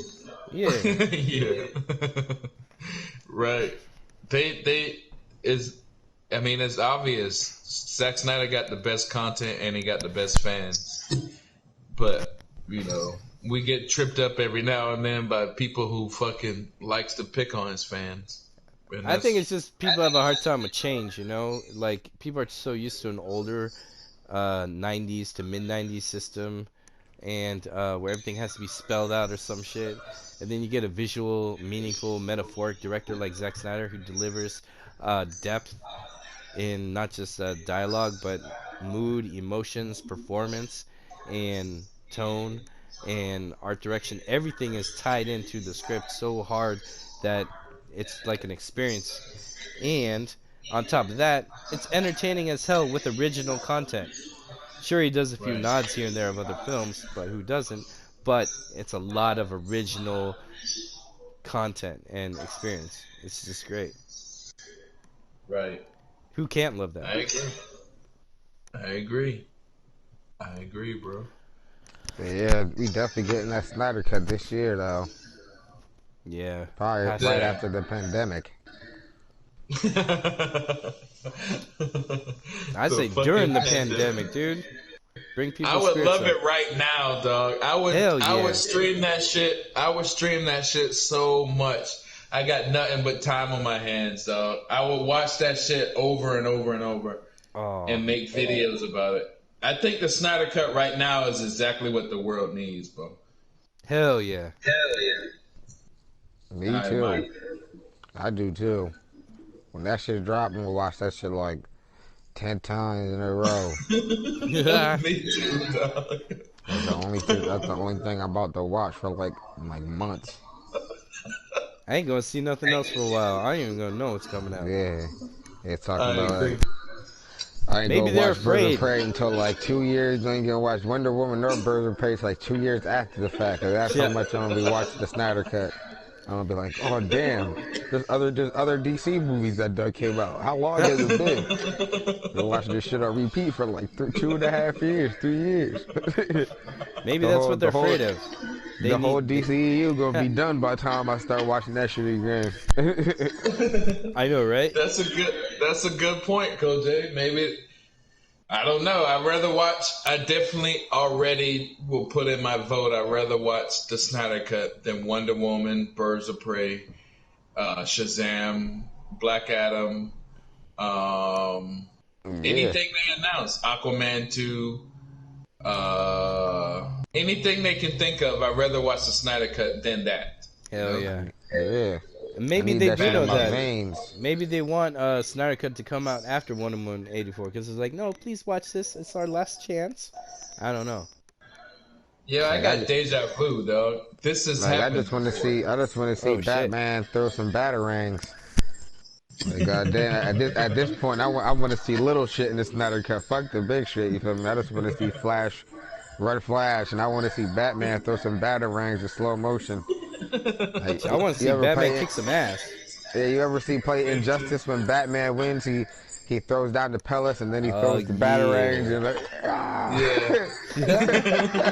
like, that's what like you feel me like it's like I know all that little shit is gonna be in that one movie, like, so I don't have to like. There's no other movie I'm waiting for to get that fix from. Like, I don't care about another Flash movie right now. It's not gonna be out anytime soon. When we got a movie with Flash in it, just sitting right there. Exactly. Yeah. Exactly. Flash in it.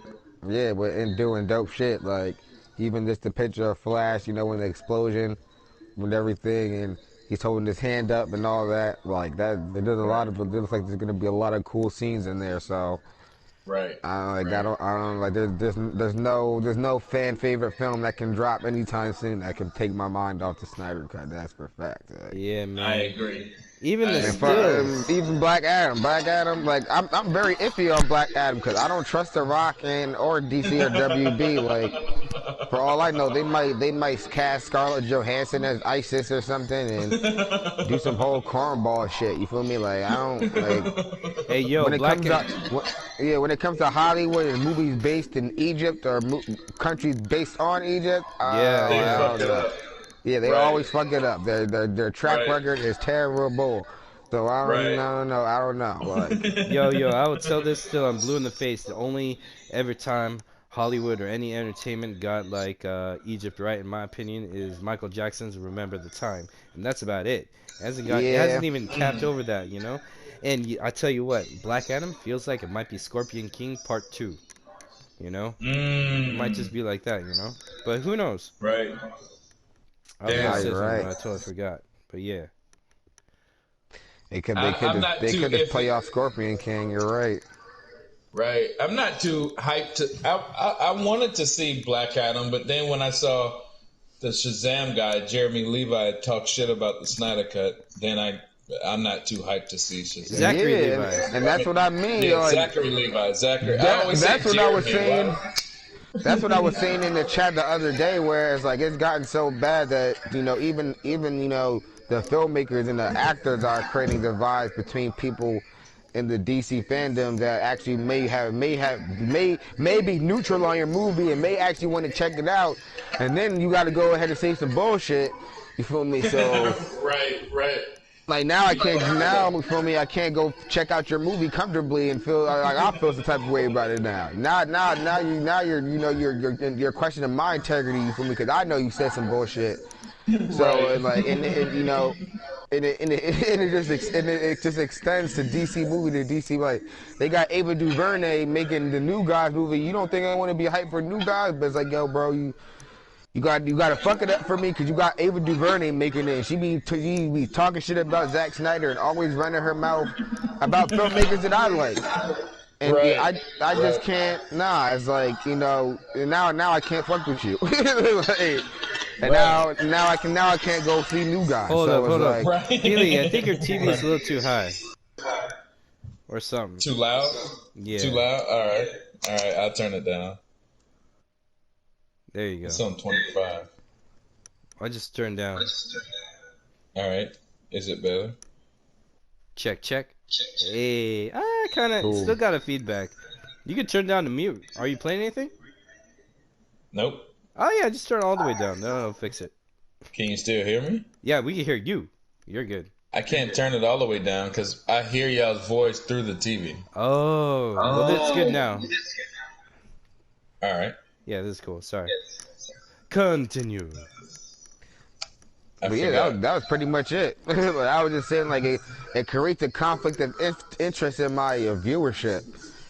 In a sense, where it's like, yo, like, Right. you got all these filmmakers running their mouth all crazy, and then they're like, oh, look who's making this next DC film. It's like, I can't fuck with this shit. Like, you know. Right. Right. It's the same thing I had with Green Book. It's a great film, but then you hear the actor Viggo Mortensen say some prejudiced shit afterwards. You're like, oh, really? What the hell? You're in that film. What the... Oh, it just rubs you wrong, and you can't enjoy the film after that. That's kind of how I feel like with Bryan Singer's films. It's like, wow, this guy's still putting films out, and he's still protected, and his child sexual harassment cases are still like hanging around. Like, I'm not watching this shit.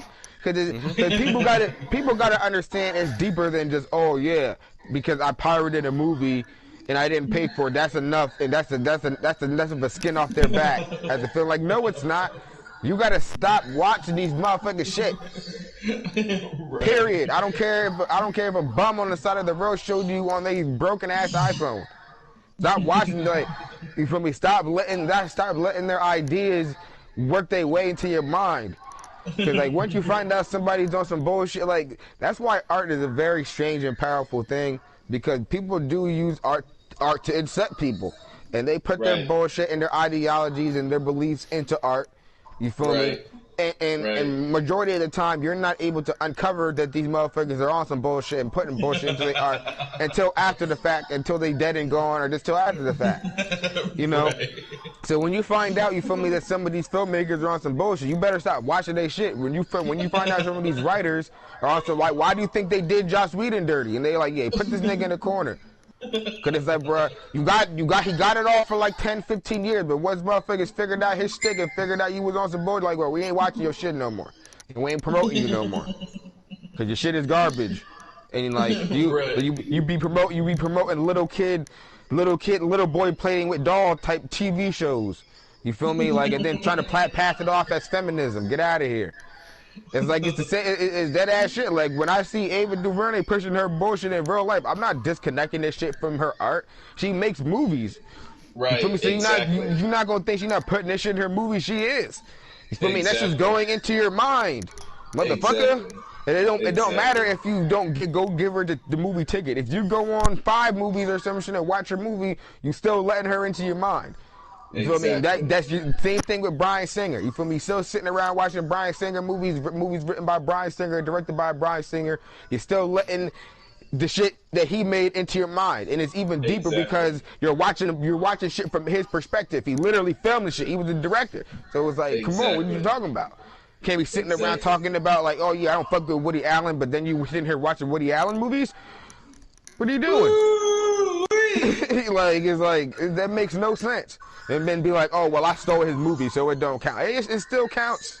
Boy, like, Kojay getting that content tonight, bro. What do you mean? This is me and 44. What you talking about?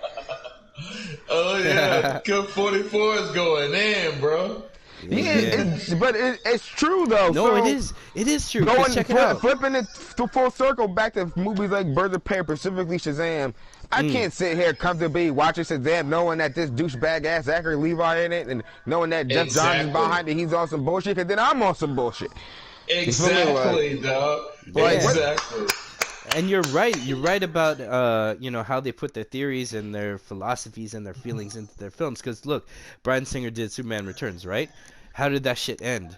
Oh, Superman gets into a boy's room at night with the parents downstairs. It's his, it's his illegitimate son, and he whispers what he's going to tell and do to the kid later, and then secretly flies off. The mom comes out, sees him, and he just waves to her. He's like, haha, I did good. And he flies out and waves to the camera.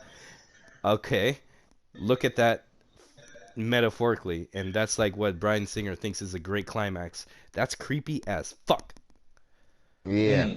And that's a Superman you want? Oh, good job. Same thing with Joss Whedon. Why you think you had all them shots, some booty shots and tit shots of Buffy the Vampire Slayer and an angel and all them shit, all them shows and movies he made, even in the Avengers and all that. And then they come to find out, you feel what I mean? He was harassing bitches on set and shit, and trying to fuck every bitch that moved. You feel me? Right. There was even hot strong rumors that he was fucking what was her name? Alicia Duske, that girl that was dating Seth MacFarlane for a while. Damn. It's like because Joss Whedon, he just an ugly penis head dude that just used his position, you feel me, as a filmmaker, director, and everything, to just get bitches. That's all he did. So he just came up with a simplified lame nigga plan. Like, well, if I just make shows and TV shows about nothing but bitches, then I'll just have mad bitches. Yeah, he used his position to get into a position. Exactly, and that's why he always casted soft motherfuckers. You feel me? In his shows, in his movies and shit. Like majority of the dudes on the show be soft as hell. Then it'd be bitches, and then there'd be like one dude that you can probably say is like masculine. And he was doing that all the way back in the 90s, in the early 2000s. He's been doing that. That's an old trick. You feel me? People were just too stupid to figure it out. Like, you really taking this dude seriously like he's the truth, when he might as well just be putting, like I said, playing with action figures and Barbie dolls and having fucking Ken fucking hump on Barbie and shit. That's what he's doing. Yeah, wasn't Buffy from CW also that era before CW? Yeah, she was a WB show, I think. Yep, that's around CW, whatever they called it back then. Well, it was that nighttime show. It's the same production. They named it whatever, but that's the same production as Smallville and Buffy the Vampire Slayer, Vampire Diaries. It's that same niche of people. The same people who had underground cult sex groups. Right. Like Allison Mack got caught out. Right. Kojay just threw the underhanded pitch, so now somebody can knock it out the park. Kojay just set you up perfectly. I did? All right, cool. I don't even know. Just do it. Nexium, he hit you. He said it's coming from pretty much the same crew of people that Nexium is coming from, with the fucking, what's that girl? Allison Mack. Yeah. Right. What was she on again? Smallville, right? Mm-hmm. Was she like a major role? Yo, hell yeah. She was no, not just season. that. She was director, producer, and actress. Right. So you think she's coming from that same crew of people, which probably connect to Joss Whedon in some weird way, right? Probably. I wouldn't be surprised. It came from the same arena. Right. Which now he's forever connected to Zack Snyder. And what you gotta put in play too is that Joss Whedon and Jeff Johns, they come from that same era as kind of like Todd McFarlane and fucking Rob Liefeld. They come from that era of comic book guys and creative guys that thought they were super cool. Like back then, those guys thought they like boom. I'm trying to tell you, look up pictures of Jim Lee back in the day. Like he's one of them. Like those guys, they thought they were super cool. Like that was back when when nerds and geeks finally started becoming cool, and the creators of these shits, like the writers and everything, were the ones reaping the benefits of this the most. It's the reason why Todd McFarlane and Rob Liefeld are so popular today. But they come from that same ilk. You feel what I mean? I guess just comic book creators that just think they mad cool. Cause Joss Whedon, he writes comic books too. He even wrote some popular X-Men comics back in the day and everything too. But they come from that same ilk. It's like that. It's mad weird to describe. It's like this douchebag clique of fucking comic book guys that obviously they all grown up and they're in their 50s now. But back in the days, you see how they moved and everything. You can kind of see why they were the guys they were. You kind of could just tell. So douchebaggery to be connected to sex cult douchebaggery, or douchebaggery just douchebag? Because you have to get real. No, you have to get real deeper into nerd culture and all that shit too, like the cons and everything and all that. There is this own world that connects to this shit. Like motherfuckers, bitches be at these cons. There's nerds and writers and comic book creators and shit. Some of them are young. They do get play. Some of these guys do think they're super cool. There probably is cliques and all that amongst these creators and all that shit. It's like a real industry. In reality, people actually make this shit out to be as lamer than what it was. It used to be pretty dope back in the day, because back in the day, these motherfuckers used to really make money. Nowadays, the comic writers, they don't make shit. You feel me? All these guys coming up now, they don't make how like Rob Liefeld and Todd McFarlane got rich off the shit they was doing back in the day. You feel me? Like it's not like how it was back in the day. So you also have to put that in mind too. That these guys were more like rock stars too. They were like comic book rock stars. Them. Like that's when like Kojay, you feel what I mean? Like it's like you was around back then. You guys are older. Hell than yeah, like, Jim Lee was my boy. I was there when X-Men 1 debuted around the same time as the anime series. They used to look up to these guys like rock stars. You feel me? Like they used to get big money to fucking write these comic books and make all this shit, and they put an end to that shit. And then that's when a lot of those guys started leaving, and the ones that stayed became executives. Like Rob Liefeld and Todd McFarlane represent dudes that left the big comic book studios and everything and did their own thing. So do like Joss Whedon and all that shit. And then like Jeff Johns and fucking Jim Lee are like guys that stayed. You feel me? And then eventually became executives. You feel what I mean? For like DC or Marvel DC. And then on the other side, there's other writers that became executive for Marvel and shit. So like all this shit connects in like a weird way. It's just like hard to like kind of it's kind of hard to figure out in a way. It is, because you have to be around and paying attention to that shit all the way and keeping track of all this shit, and it's a lot of minuscule shit. It really is, but I can definitely they were clicked up back in the day. They even had pictures of all them niggas together back in the day. They had pictures of Jim Lee and Jeff Johns and Rob Liefeld with Todd McFarlane and all of them. They got pictures of Joss Whedon with Jeff Johns, like them motherfuckers, all of them up, even more names that I'm not even mentioning. They were like they all knew each other. You feel me? Like Joss Whedon was a part of that shit. He was a part of that. So you're saying the comic book industry is connected to fucking pedophilia shit? Am I holding this on you or what? Like, what is this small business? What is this shit? Not deeply, but it's deeper than that. They're connected to the sex industry, if you feel what I mean, in a more role-playing fetish type of way.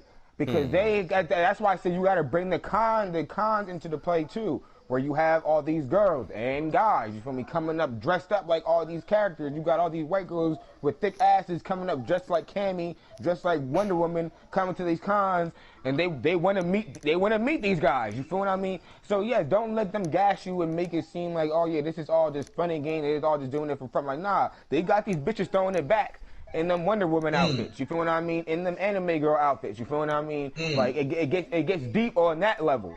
It's like a rock concert. It could get deeper, but yeah, don't like it does get that deep. It does, you feel me? Like it been getting. That's why I mean it comes into play where you got these guys like Joss Whedon who always want to dress up the girl in some weird cosplay outfit and make a TV show about it. You feel what I mean? It goes back to that concept of how, you feel me, young boys and men in the industry back then viewed women. You feel me? And how, cause now, see, that's what I'm saying. This shit is so deep. Cause now we gotta go into fucking how women are portrayed in comic books.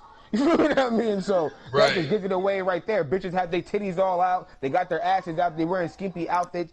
That's why Zack Snyder is such an important creator with that, because he was one of the first directors that actually make comic book films that actually put that full frontal so you can't deny it. For example, like films like Watchmen. You feel me? In films like, Sucker Punch. You feel me? Where they put on full display what things that pretty much have been going on in the industry for a while, where these male comic book creators, they make these female characters and they try to make it pretend like, oh, it's for empowerment, it's because we want girls to be included, but it's really because you want to just dress up a girl in a skimpy outfit and make her do some like cool badass shit like Chun-Li.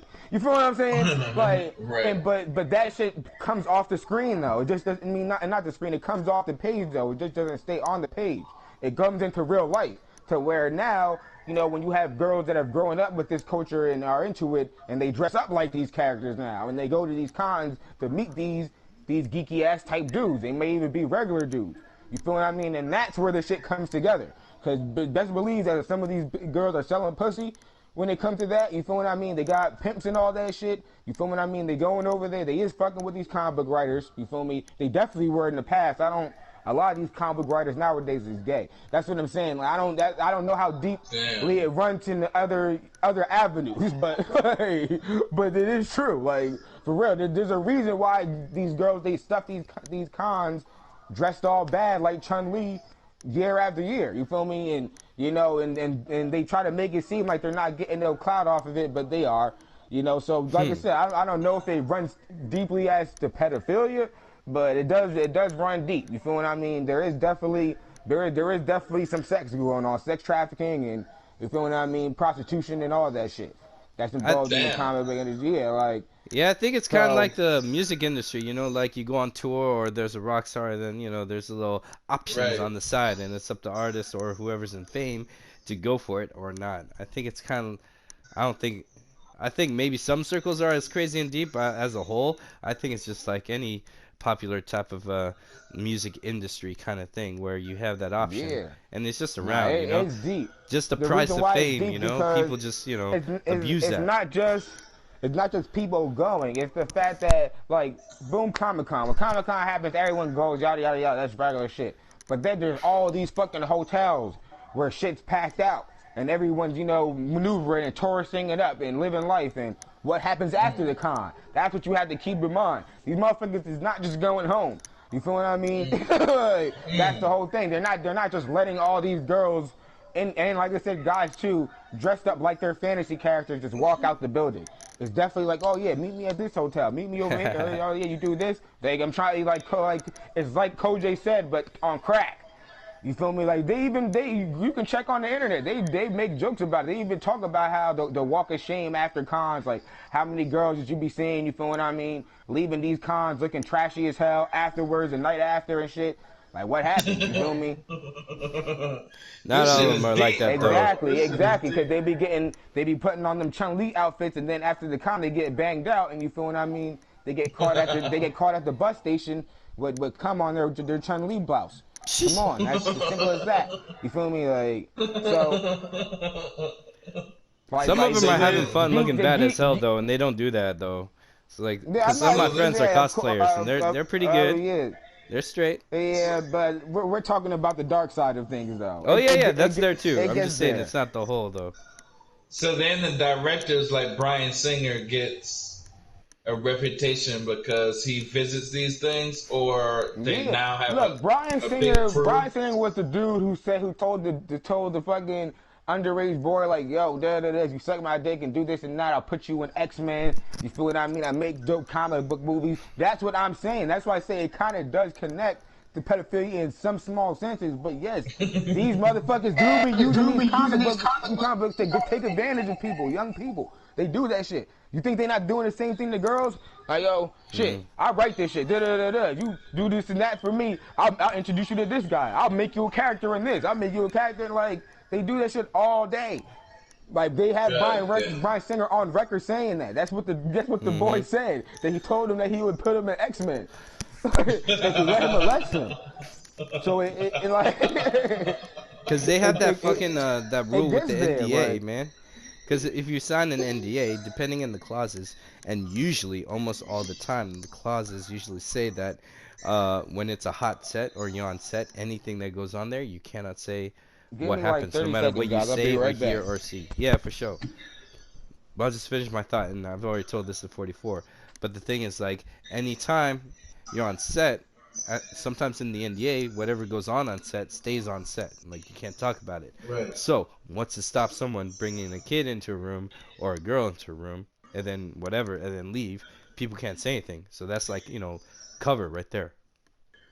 Because people sign up to shut up and not say anything. That's crazy that it's even made like that. That's how people can abuse the system, you know?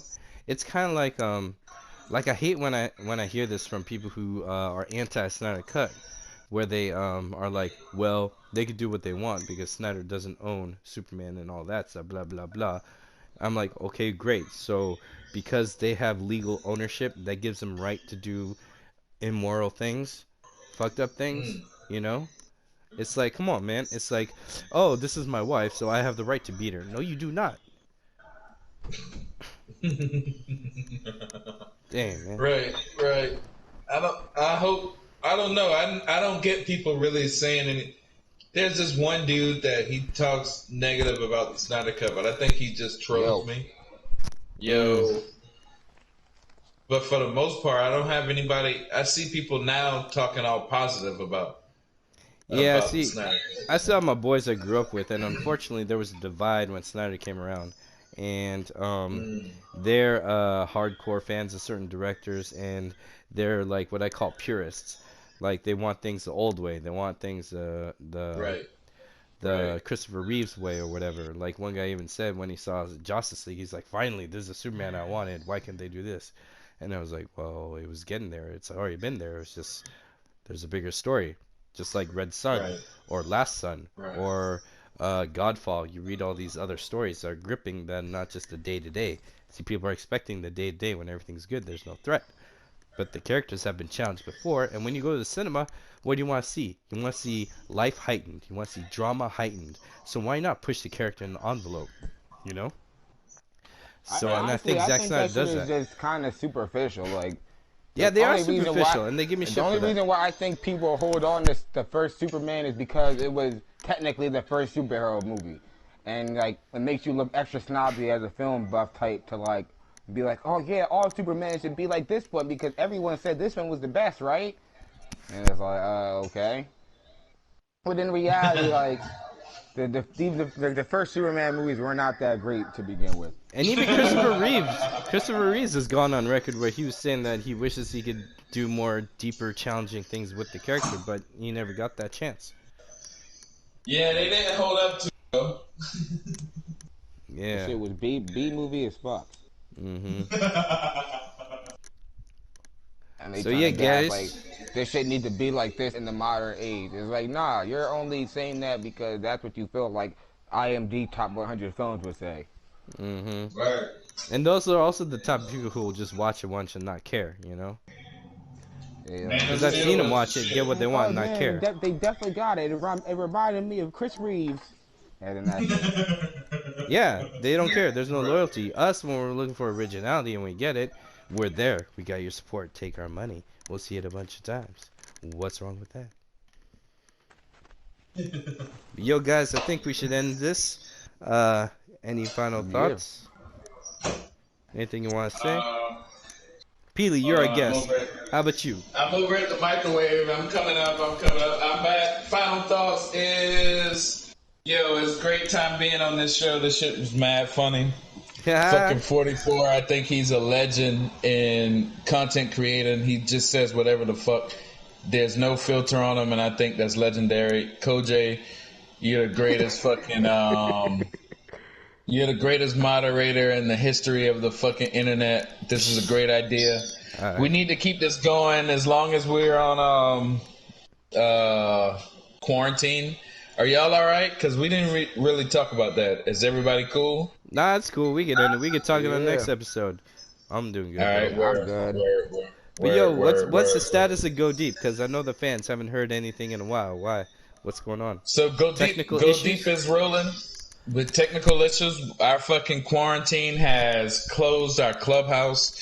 The clubhouse at our apartment complex is the greatest place on the planet. It also features a computer room, which I do the Go Deep in. And since the clubhouse is quarantined, there's no Go Deep. Damn. Ah, shit. Yep, My heart yep, just sunk, yep. man. It's Yeah, all they're good, shutting yo. down everything. You can Mm. go back and listen to the shows, and then you put them shit together. My subscribers are going up, so I guess people are just now catching on that. Yo, I even put a Hey, podcast out. You know, that's what's up. Word, that's good news. That's great news. appreciate it. Thanks for Well, having me, guys. hell yeah. I wouldn't mind having you again. What do you say, 44? Yeah, that would be dope. Yeah. I'm down, dog. Let me know Definitely was a when. good time. All This right, shit was easy. I thought it was going to be way more technical than it was. This was easy. It's just like a conversation. That's Yeah, how we roll. it was pretty easy. We try to keep things simple around here. 44, you want Well, to take the floor? Oh, sorry. But yeah, I hope you No, I guys was all just have a gonna good say night and all that. So Mm. tag me in it, and I can help pump this shit. You know. Oh, hell yeah. Dude, we always tag you.